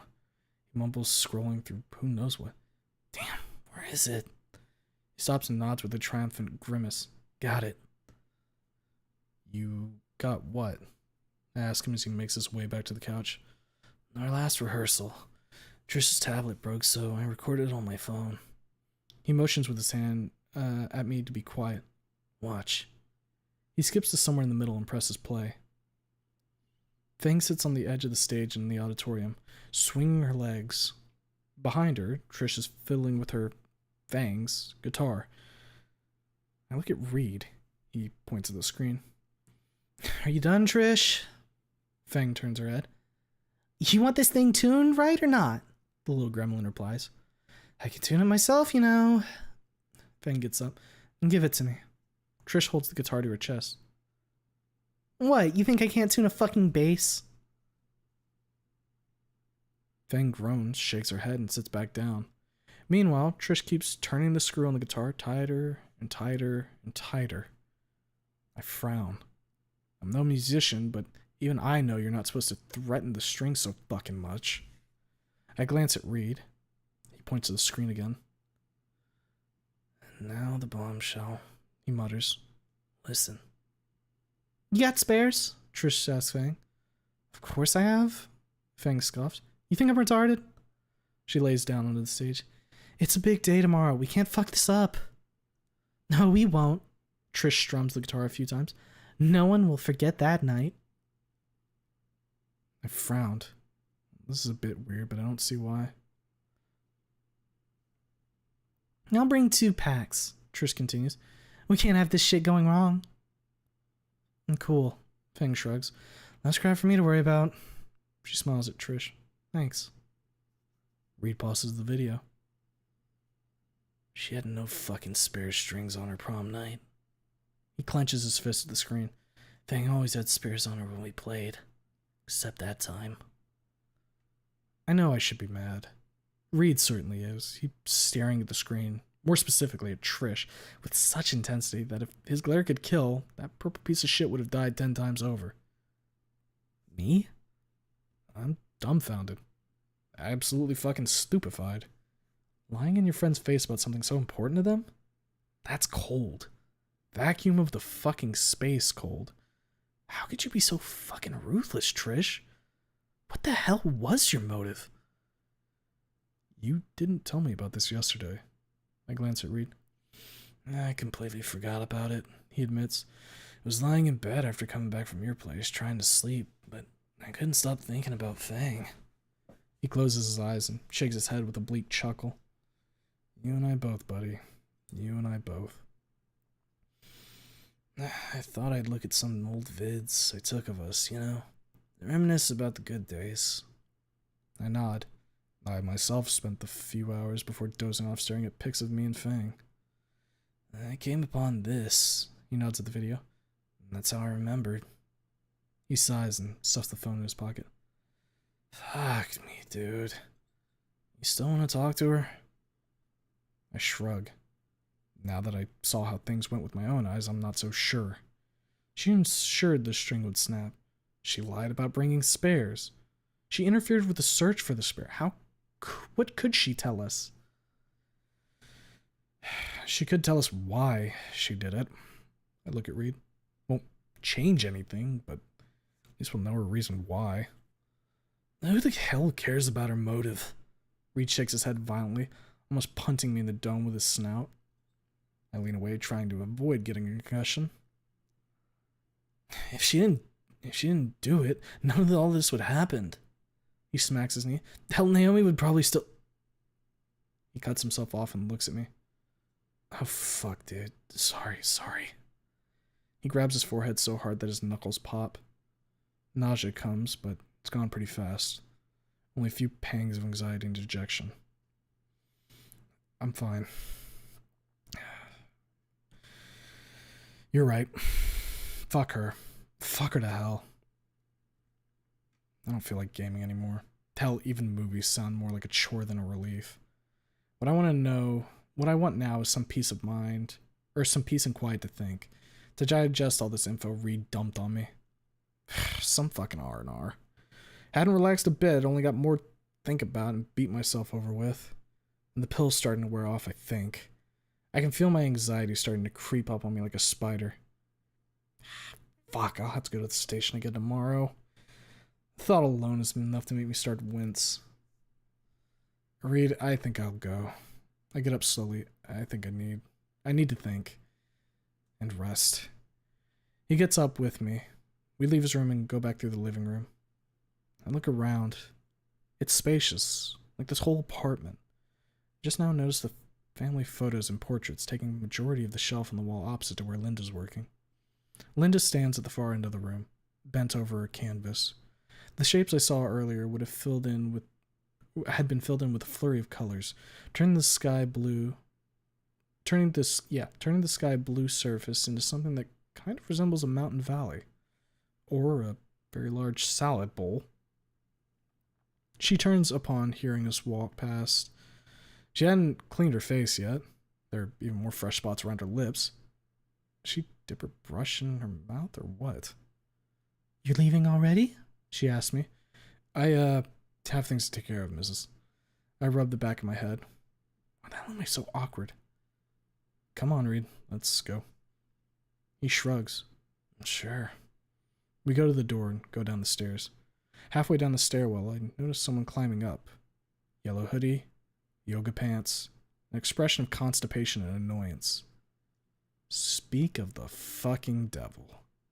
Trish looks up and sees me. "Hey there, little bitch. Didn't expect to see me here, huh?"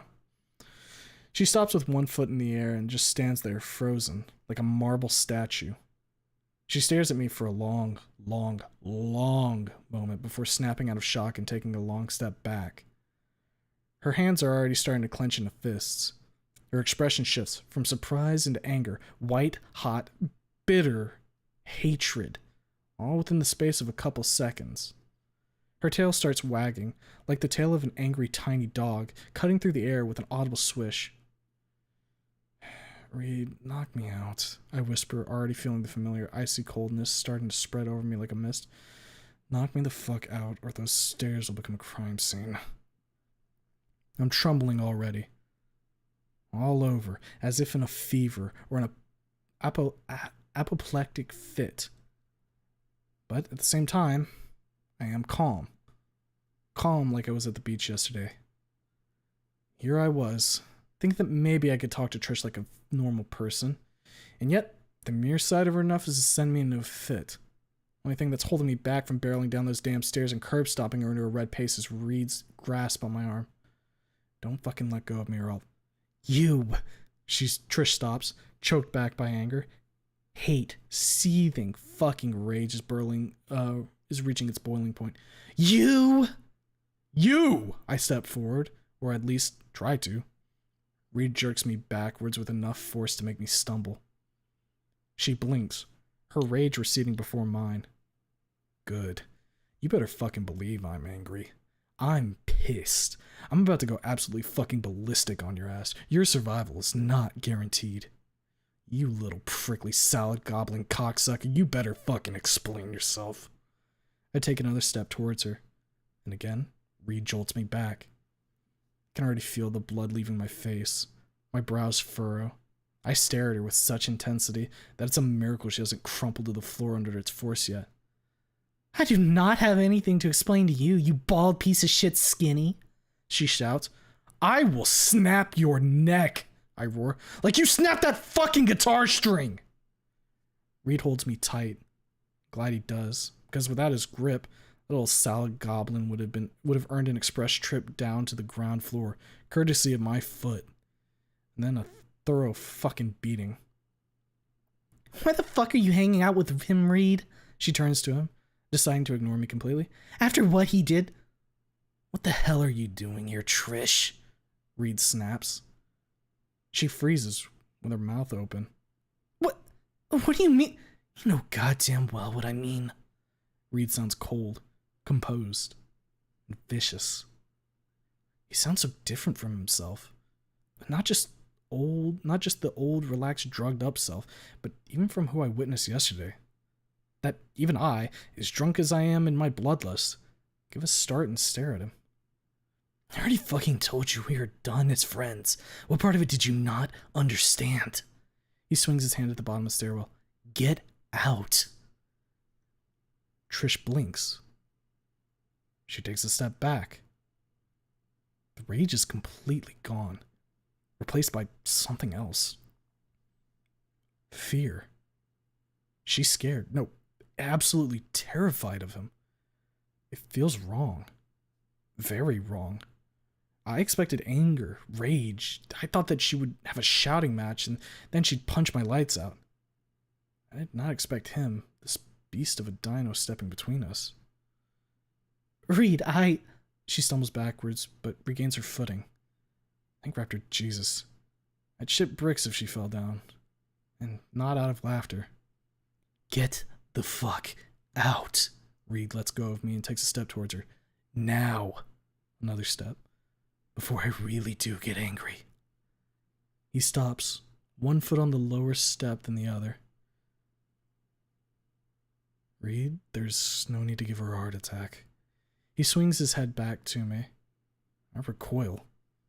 Fuck, he's got murder in his eyes. Literal killing intent. He's trembling. His tail stands at attention, tense and rigid. He growls a growl I haven't heard from him before. Low, throaty, with a note of warning that makes my heart start a series of very enthusiastic somersaults. Stay out of this. He turns back to her. Do not come here again, Trish. He spits the name out as if it was a curse. We are done. We're not friends anymore. I do not want to hang out with you, talk to you, think about you. With each word, she cowers and winces, as if they were gut punches, kicks and hooks. Her eyes grow wider and more teary with each sentence. I want you out of my fucking life. Got it. Another step. She takes a step back. She turns and presses herself into the corner of the stairwell, facing away from us. Oh, fuck, she's gonna cry. I can already hear her sniffle. She's trembling. Her rage is gone completely. Her tail is hanging loosely. She's cowering. Okay. That's enough. I wanted to butt heads, not scare her. Well, I did want to scare her, but not that fucking much.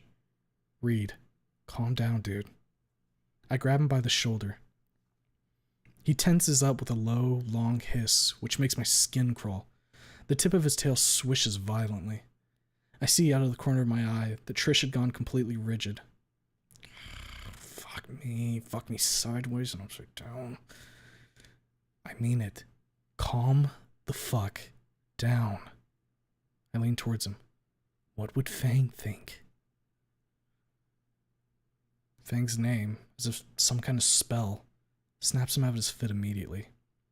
He blinks, the tension escaping his body like air does a punctured balloon.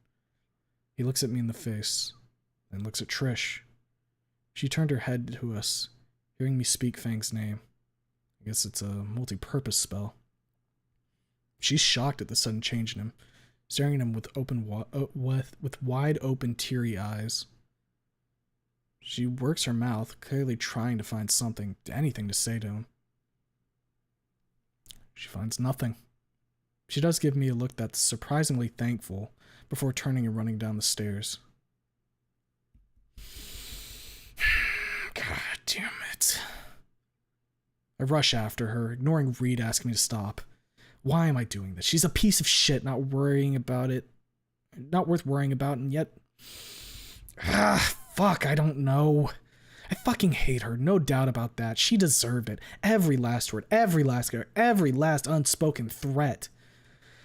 So why the fuck am I doing this? I need answers. Yeah, that's why I'm doing this. Trish! I call out after her. Trish, wait for fuck's sake! It's not how it's supposed to go. I wanted to go apeshit on her, smack her around, beat her into a pulp, and kick her in the head. But here I am, chasing her, shouting after her, not even demanding, fucking asking her to stop. What the hell am I doing? She stops short of the door leading into the street. She turns and stares at me with her hand at the handle. Oh, fuck, she's crying. Like, actually crying. Not like in Spears' office or on the stairs just now. She's actually weeping.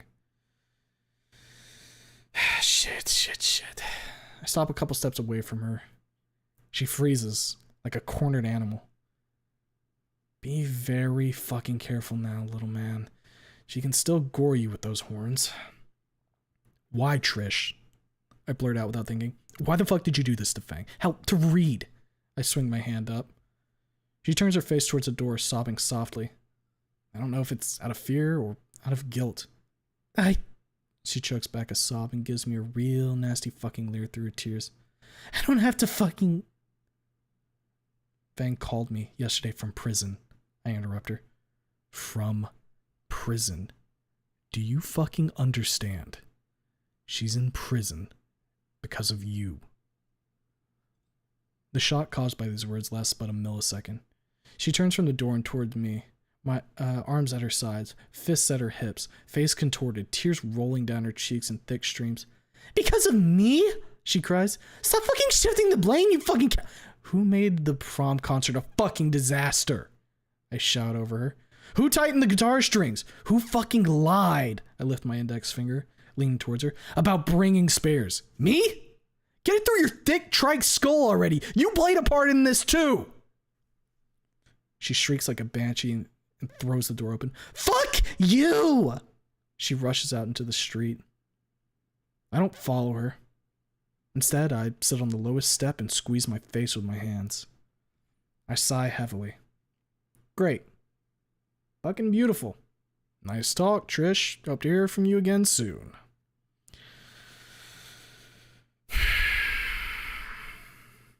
I'm so fucking done with this city. Everyone here can go to fucking hell. Well, except Rosa, Stella, Reed, Doc Jones, Volcadero, more like Shitaldera. Fuck this city, and fuck you especially, Trish. But please don't do anything stupid. I hear someone coming down the stairs. It's Reed. He plops down right next to me. We sit in silence for a bit before he opens his mouth. Don't worry about her. What the hell was wrong with you back there? I snap, turning to him. Look who's talking. He snaps back. You seen the look on your face? Calm down, Anon. You need to push away another person from your friend group. Deep breaths. In and out, in and out. Extinguish this fire, stamp it out. And we're calm. Sorry. I squeezed my chin a couple of times. She was fucking terrified of you, dude. I swallow hard. Fuck, my heart is pounding again. No pills in sight. Gonna have to power through it. When you hiss like that, man. I shake my head. I have never seen you like this. What's wrong, big guy? He deflates, then sighs, then looks at the floor. His shoulders slouch. He's sad. Really fucking sad. You know, He hesitates. I used to be on medication. I start, twitch, almost recoil. Reed? On medication? What for? There were these... He grabs his hair, rocking slowly back and forth, staring at the floor before him. These thoughts in my head, you know? Not like violent thoughts, just thoughts. There were a lot of them. Whole fucking blizzard. He turns to me. He's sad. Tense. But at the same time, he's calm. There's a hint of despair in his voice, which strikes through my heart like a spike. I clench myself whole. Can't show the shivers. Don't be a little bitch. He needs you. And those thoughts, He takes a slow, deep, calming breath. They kept turning and turning and turning inside my head. Looks down at the floor once more. It made me so fucking angry. He punches his knee. He's shaking now, as if he was holding some of his feelings back. I reach out, but stop. No. My hand drops to my side. Don't interrupt him. Hear him out. Medication helped for a time. Looks at the street through the empty door. I even went to therapy.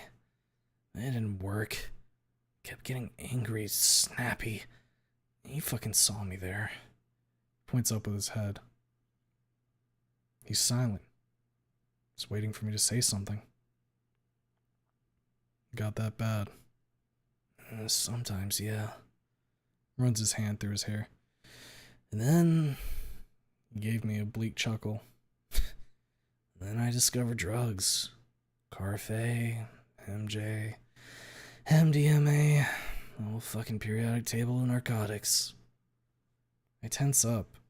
Should I? No. I keep my mouth shut. Tight leash. I found my happy place. He scowls. I was relaxed. I was happy. I was actually able to enjoy life without worrying that I'd punch a hole through something or someone. He smirks, shaking his head. Then he rests his elbow on his thigh, his snout in his palm. Does that make me a bad person? He turns to me. I'm not the least bit qualified to answer a question like this, but he asked me. He's waiting for an answer, but I have none to give. I open my mouth, then close it, unable to find the right words. But I have to say something. I did call him out on this. Some fucking friend you are. Honestly, I scratch my head. I don't know. I didn't go through what you did, Reed, but I can see where you're coming from. But, dude, taking drugs is not the way to deal with all this. You need help, and doing drugs ain't it, man. He chuckles and shakes his head. Wow, no shit. He's back to staring at his shoes. Too bad it took my friend going on a fucking killing spree for me to realize it. He gives a shuddering sigh. Are there tears in his eyes? Fuck. Guess we're doing this. Come here, big guy. I pull him into a manly hug. I at least hope it looks manly. Whatever, who cares? He's my friend when he needs me. He freezes, tensing up like a startled animal. But then he relaxes and hugs me back. He's shuddering. I can feel his tears wetting my shirt. Mom, Dad, Orson, you're a great bunch, mumbles into my chest. But they don't understand how it feels. These thoughts, fucking anger. They try really fucking hard, but you can't just understand. I pat his back. Come on, big man, let it out. He doesn't cry. He only holds on to me as he lets his tears flow. There's no sobs, no sniffling, a bit of shuddering.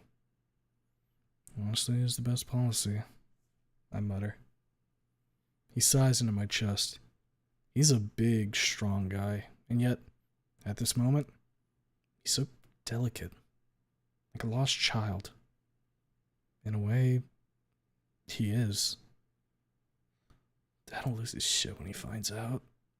He'll kick me out, he mumbles. What'll I do then? Go and rot in Skin Row? Whore myself out for dope money? If your family's as understanding as you say, this will not happen, I tell him. From what I saw, your mom's got your back, no matter what. He laughs softly. Yeah, mom's great. Dad's not that bad. Dad's not that bad too. I rub his back, and he shudders. If you need help, I'm here. Rose is here. Hell, even Stella can help, I'm sure. I assure him. You don't need to go through this alone, man. It'll fuck you up hard if you try. He pulls away from me. His eyes are wet, but he's smirking. There's even that hint of old, relaxed Reed in his face now. He nods and wipes his face with his forearm. Thanks, dude. I really appreciate it. He lets go of me and drums on his knees with a slightly shaky chuckle. That bus stop, then. He gets up. I follow. He's much more calm now. Not exactly happy, but he looks as if a great weight was taken off his shoulders. Is this how I looked at the hospital? No wonder Rosa got so emotional. I get on the bus. He waves me goodbye and watches the bus drive off. He stands there for a little while, then turns and starts walking back, just as the bus rounds the corner, I lose sight of him. I settle down into the seat. Maybe things will be mostly alright in the end. But only time will tell.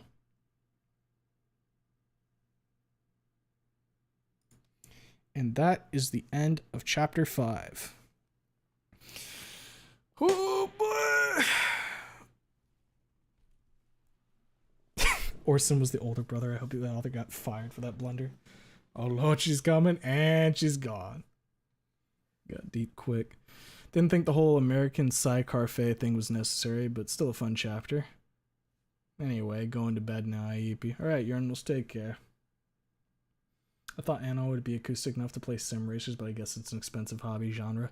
Dude, I want to do like some sim racing. I've got the fucking wheel. I just need like somewhere to actually mount it that's not just my desk. I need like a fucking cockpit, baby. Because like this shit is, well, it's not very conducive to trying to actually do like all this shit with the pedals and the wheel.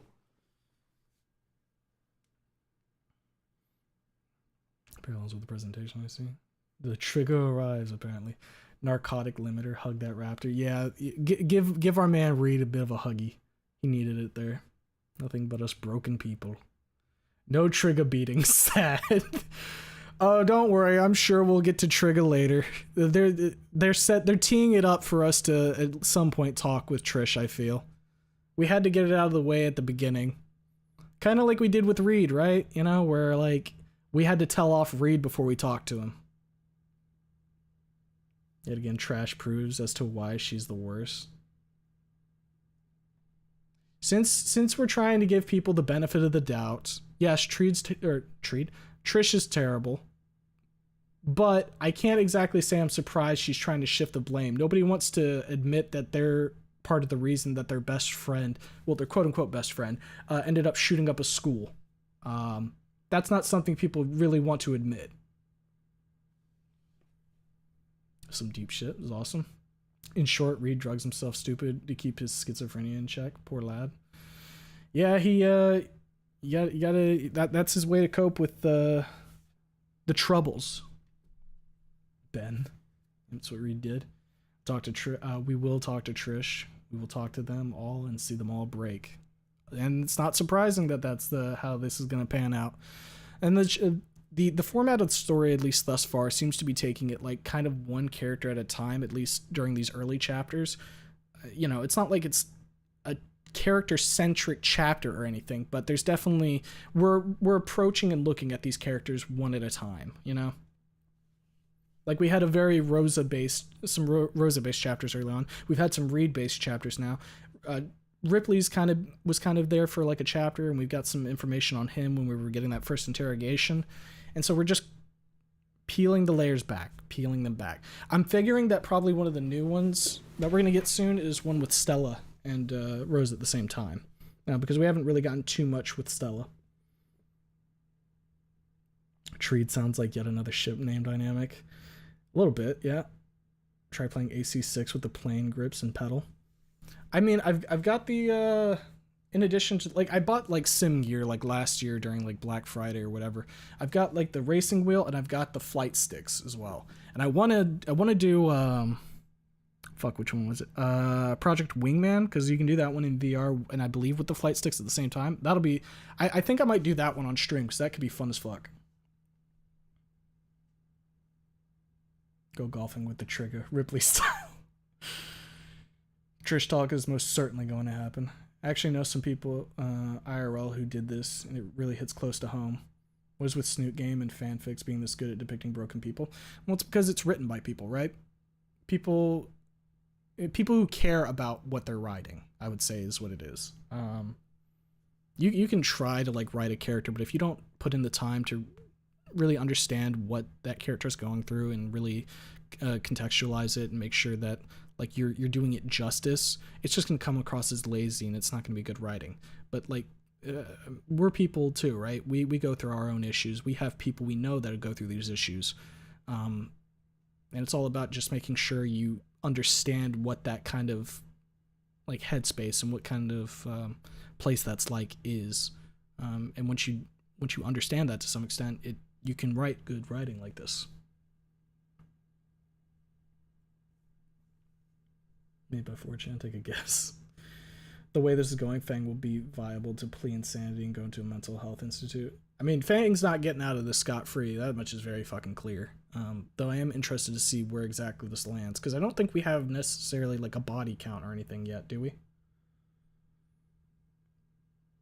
It's only gonna get better. Carfe makes sense for keeping Reed calm. Wasn't Carfe supposed to be a tranquilizer? It fits. Yeah, I believe so. It's only gonna get worse. AC6 mentioned, woo, also looked into the previous games and their music is banging.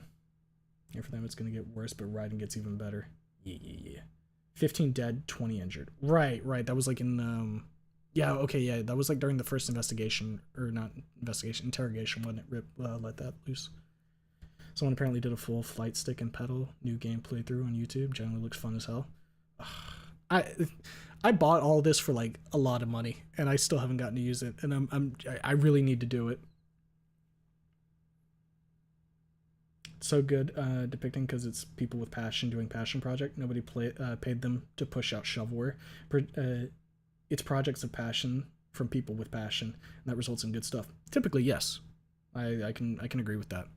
I mean, like, you think about like some of the really good experiences in gaming and everything, and it's you can tell it's by people who care about what they're doing, and that's when you play a game, you can feel when there's a game that did not care as much as it needed to. Hope Anon is getting better, even though it's too late. I mean, it's pretty clear here. Anon, this whole thing for a lot of these characters is like the wake-up call, you know? Hey, things are fucked. We need to figure out why all this went wrong, and we need to fix ourselves. Wonder what Spears is going through all this. Ooh, I wonder if we will touch on Spears. That'd be interesting. Imagine he was there like Kerchak, just tossing students left and right into safety. I'll get a body count, get several body counts. Thing with the collateral. Carfe is a military chemical diluted to be 100 times more potent than horse tranquilizers. Whether it's a tranquilizing agent or that's just how it played out is never explained. By tossing probably means both metaphorically and literally. Yeah, I mean Spears is a fucking tank. Wouldn't surprise me. Oh no, not me. Think about it. Fang had a revolver. How many people do you think she shot? Definitive answer will be given in the future at the trial. Well, you know, I think somebody, yeah, Baroth had said 15 dead, 20 injured. But that said, there was trampling too for people trying to escape. So I don't think all of those, I don't think the total would be like 35. I think it would be something closer to like, if I'm going to say how many people did she shoot? I mean, it all comes down to was she reloading? Did she bring extra bullets? If her goal was just to go kill Naomi, I would say like, well, no, she shot Naomi 4 times, right? Yeah, she would have brought extra bullets then. I'm gonna take a guess here and say that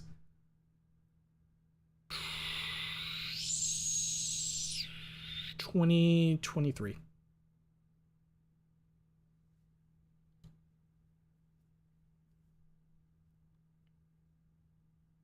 Spears' wife is named Fang, which is oof.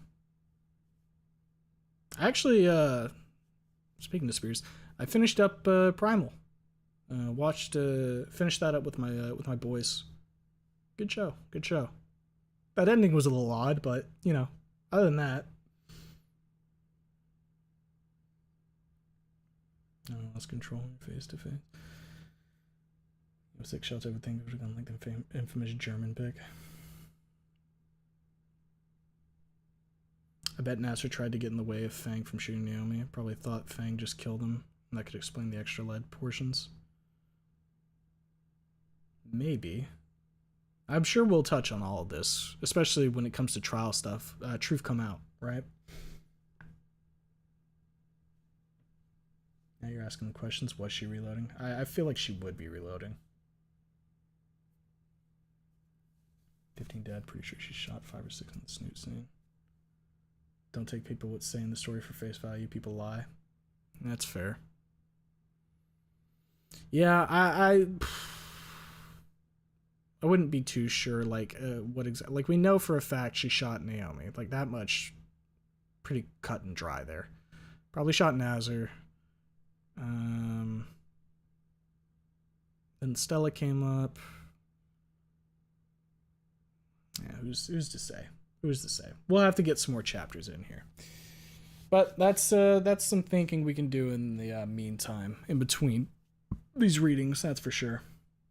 Penguin's just like, how did Bredana only broke out of it when she called Reed? Primal Mira gave Spears something for his for a family. Naomi 4 times, in fact. And she's shot Sage. True! Sage is canonically dead in this universe. Let's go! Fang was in a blind rage over the phone. She asked about Nazar. Did Fang shoot Stella in the actual game? I don't think so. I'm not sure. To be honest, you have no idea how easy it is to bring a revolver to uni or high school, and how easy it is to go in with a loadout like Rambo. I mean, no, I do know how easy it is. I'm fully aware. Unless you're at like a place that has like guards at the front with metal detectors, it's as simple as just putting something in your backpack. It's not hard. I mean, the thing is, most people don't do that, right? Like that's the thing. It takes something to really push a person to the point where they say, I'm going to go kill people. Yeah, like, at the end of the day, when you really think about it, it's not hard for someone just to decide they want to kill you.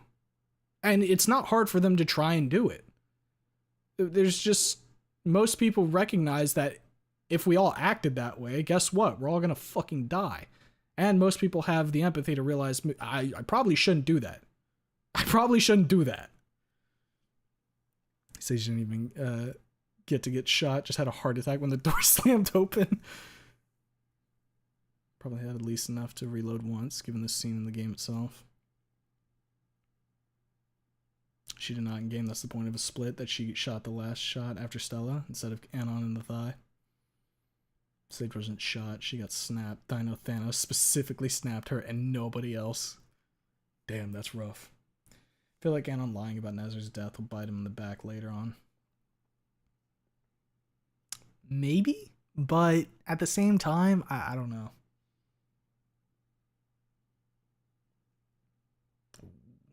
I had metal detectors in my high school, which was weird to see Volcano High without any at all. Yeah, my high school did not have metal detectors. Like, I know there's places that do have them, right? But if you're at a place that doesn't, like, what, there's no safeguards in play. It's just like a mutual agreement. Hey, I'm not going to do this, and you're not going to do this, right? Cool. And then some people are like, yeah.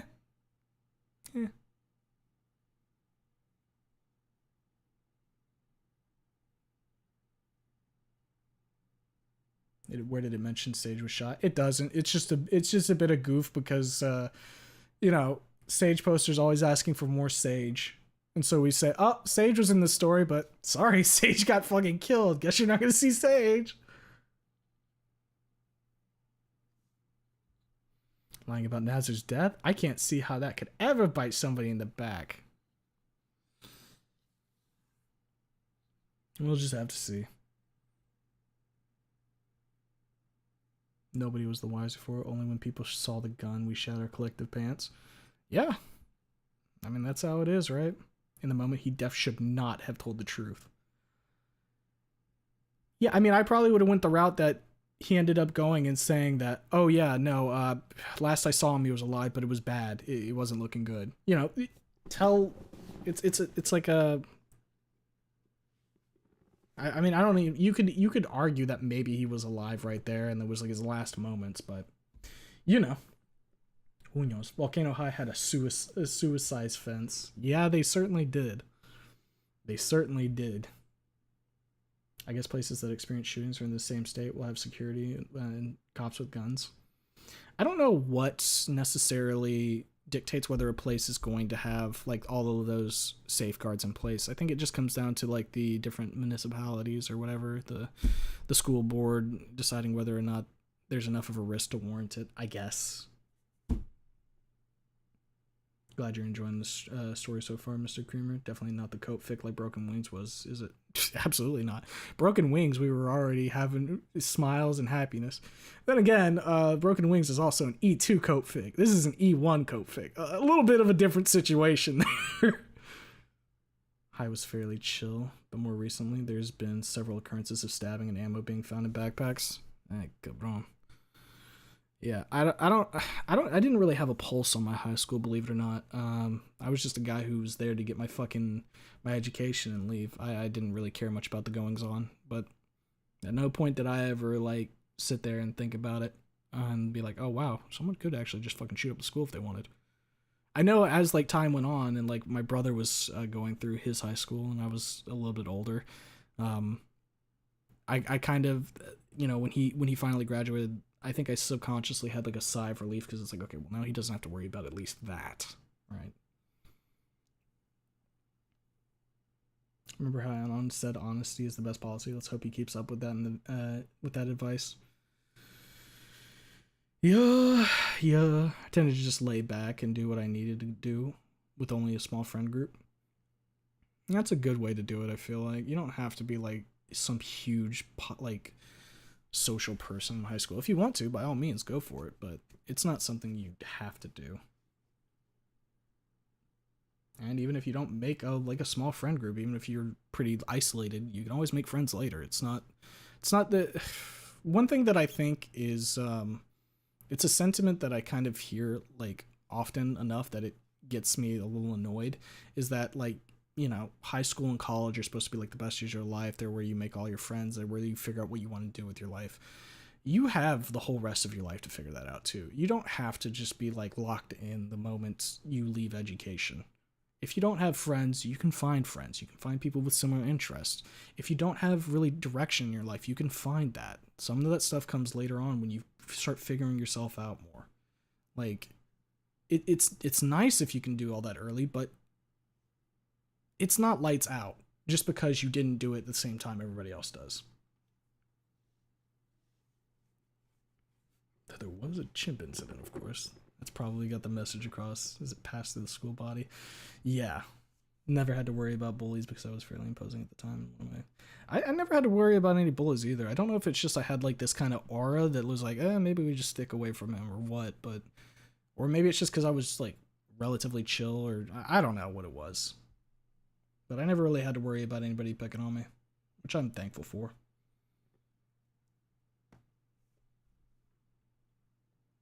Sage smeared against a wall by a door after Fan kicked the classroom door open. Death by door.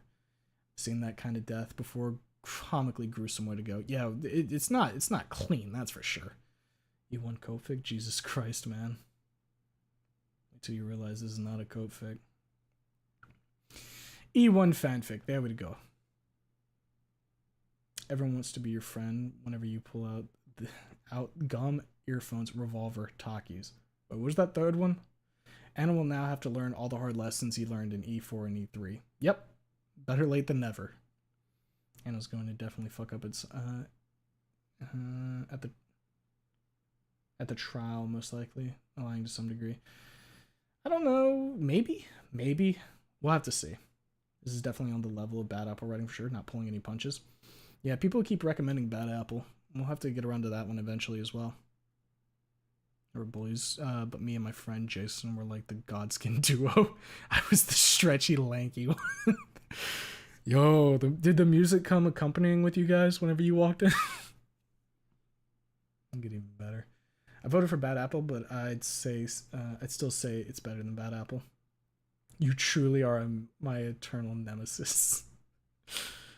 That's the thing with these fanfics. There's a bunch of good ones to go through, and we just over time have to slowly work our way through them. But all that said, we have come more so towards the end of stream now. I mean, we're coming up on the 4-hour marker. We got our 2 chapters in. Would be funny to do a third, but I think we'll just leave it to 2. It's easy enough to digest that in one night, you know what I mean? When I was at high school, my brother would hang the sword over my head on how I have no friends. Oopsies, hold up a second. And while I have no friends, I don't keep them, you know? That's fucked up of him. You don't know how lucky you were.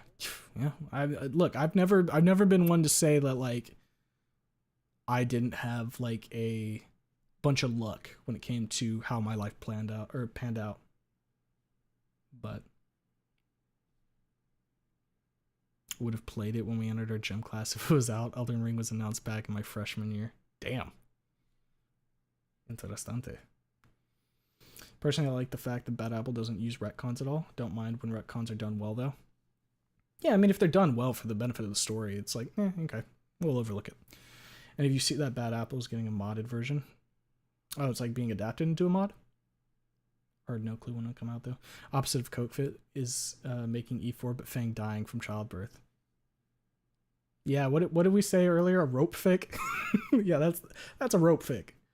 This is a hurt fic, not a coat fic. It has light moments, but the heavy times stomp you into the ground.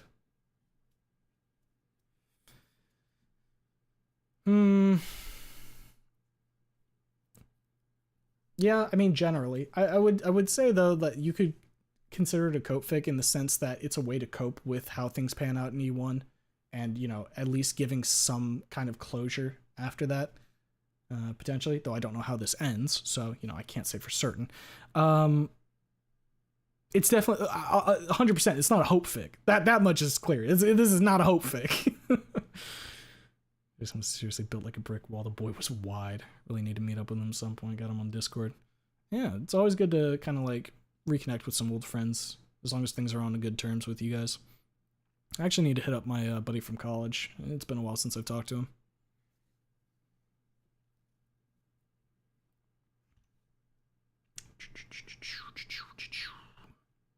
Never finished none in the chamber in a reasonable amount of time.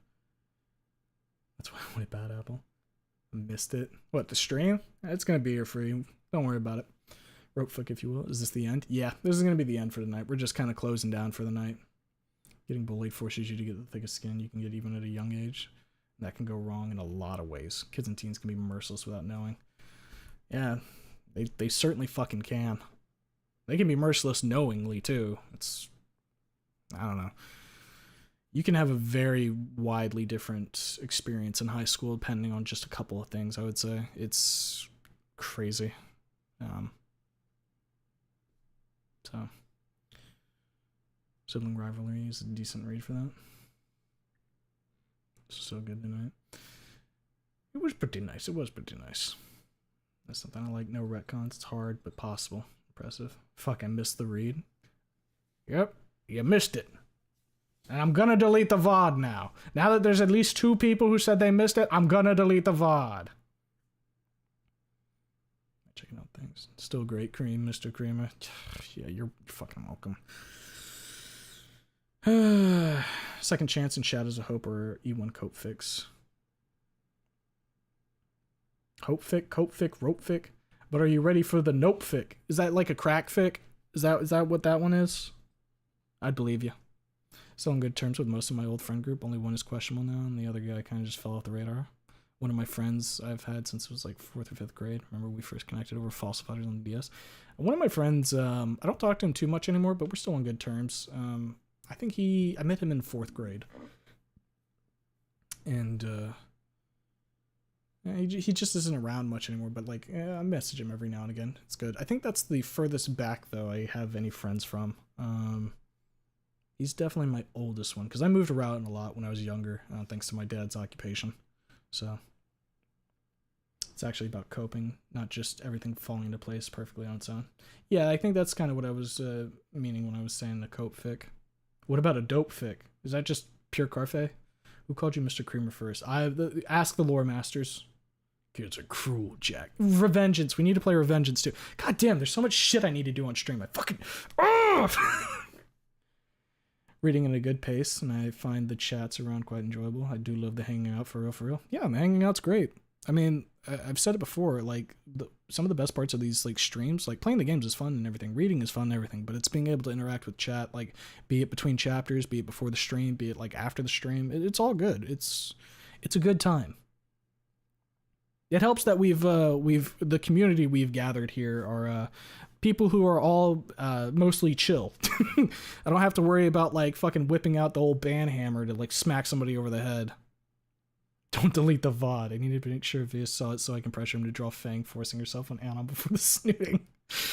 Of course you do, Lassiter. Of fucking course you do. Indomitable human spirit demands redemption arcs. We want to see them fucking redeem themselves. We need to see them get better. Do it now.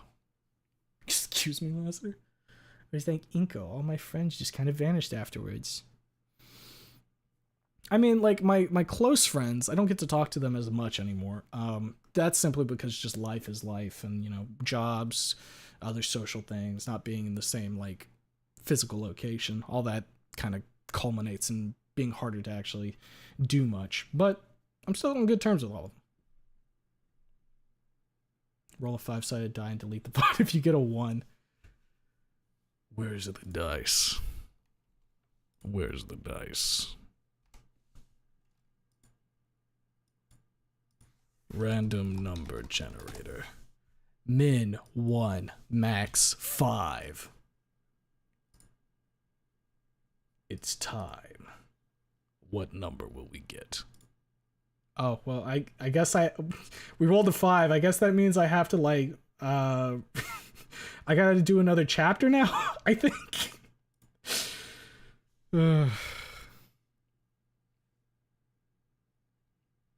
Streamer proceeds to delay a VOD release by a week for the bit.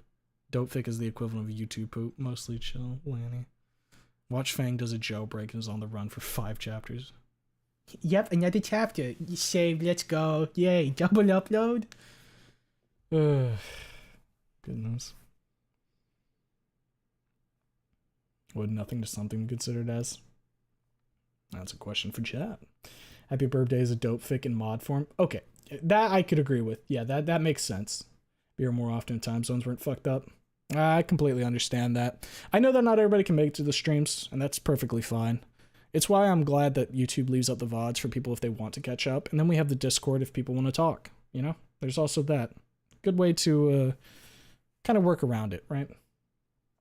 Away from your YouTube career, how's life going so far? My YouTube career? Well, that's kind of a that's a bold statement to call it a career, but I mean, my life's going good. I genuinely don't have things to complain about at the end of the day. Like, having enough money to have a house would be cool, but you know, that's everybody, right? The only thing that I need to do is I need to get like some fucking some stuff together, like some appointments, because I've been slacking on that for a while. Mostly chill people until Lassiter gets drunk. The Lassiter incident. Sorry, I've been quiet in this chat these last streams. I'm usually writing while I hear it, so I focus on that. All good, Cocainer. I'm perfectly fine with being like some background noise for people. As long as they can derive some enjoyment out of it, that's all that matters. The streamers, a few of us to make sure people behave. True. I think we've said it before. You guys police yourself pretty well. I think a bird just flew into my window and scared the hell out of me, or a squirrel fell out of a tree. I don't fucking know, and I ain't going to check it out. Good, because that's how like a horror movie starts. There's a 3rd and 5th wheel in my friend group. A good wheel, but always the spare. Well,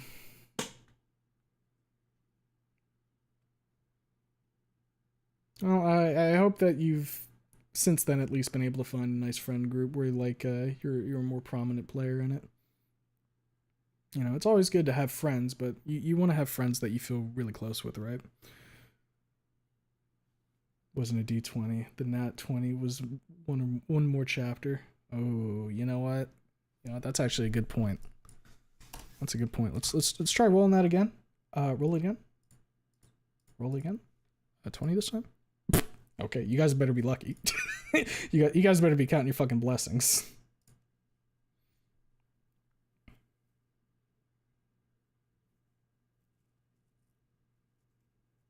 As much as I'm tempted, not today, we read another time.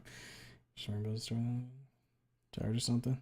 I'm good, but you know, it's a good time to end stream. You know, not everybody can stick around for like a fucking 12-hour stream, and I completely understand that. So we're doing the nice bite-sized ones.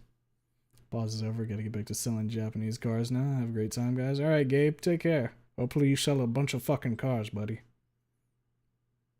Almost got a one friend group. I'm here on the internet in the dead of night. I'm lucky to talk with people these days. I get by though. Well, Twisted, we welcome you here fully. Even if we are just a bunch of fucking dudes on the internet. The band. Phase out a lot of school friends, but my buddy from 5th grade, dude is a brother to me at this point. It's those connections like that that mean a lot, right? I'm so tempted, but good things are enjoyed in moderation, so we can enjoy more chamber next time. Shumi, don't worry, you can keep going. I'll still be here. It's only 5 p.m. here. No, I'm done now. I'm done. I'm leaving. That said. As per the announcements, there might be a stream tomorrow. Just check around the regular times when I'm streaming. I say by like 10:45 if there isn't a stream scheduled, or if there isn't a stream running. Probably won't be streaming. I'd also likely make an announcement regarding it, since I'm kind of already saying that we'll probably be streaming. So we'll have to see. But yeah, there's a good chance I'll be streaming tomorrow. We might do some more reading, or we might do some Disco Elysium. I'll kind of figure it out between now and then. So those are the two things you might be able to look forward to. But yeah, until then, anybody who's in chat, be you lurking or otherwise, I hope you had a good time hanging around. And I will see you at the next stream. Until then, take care.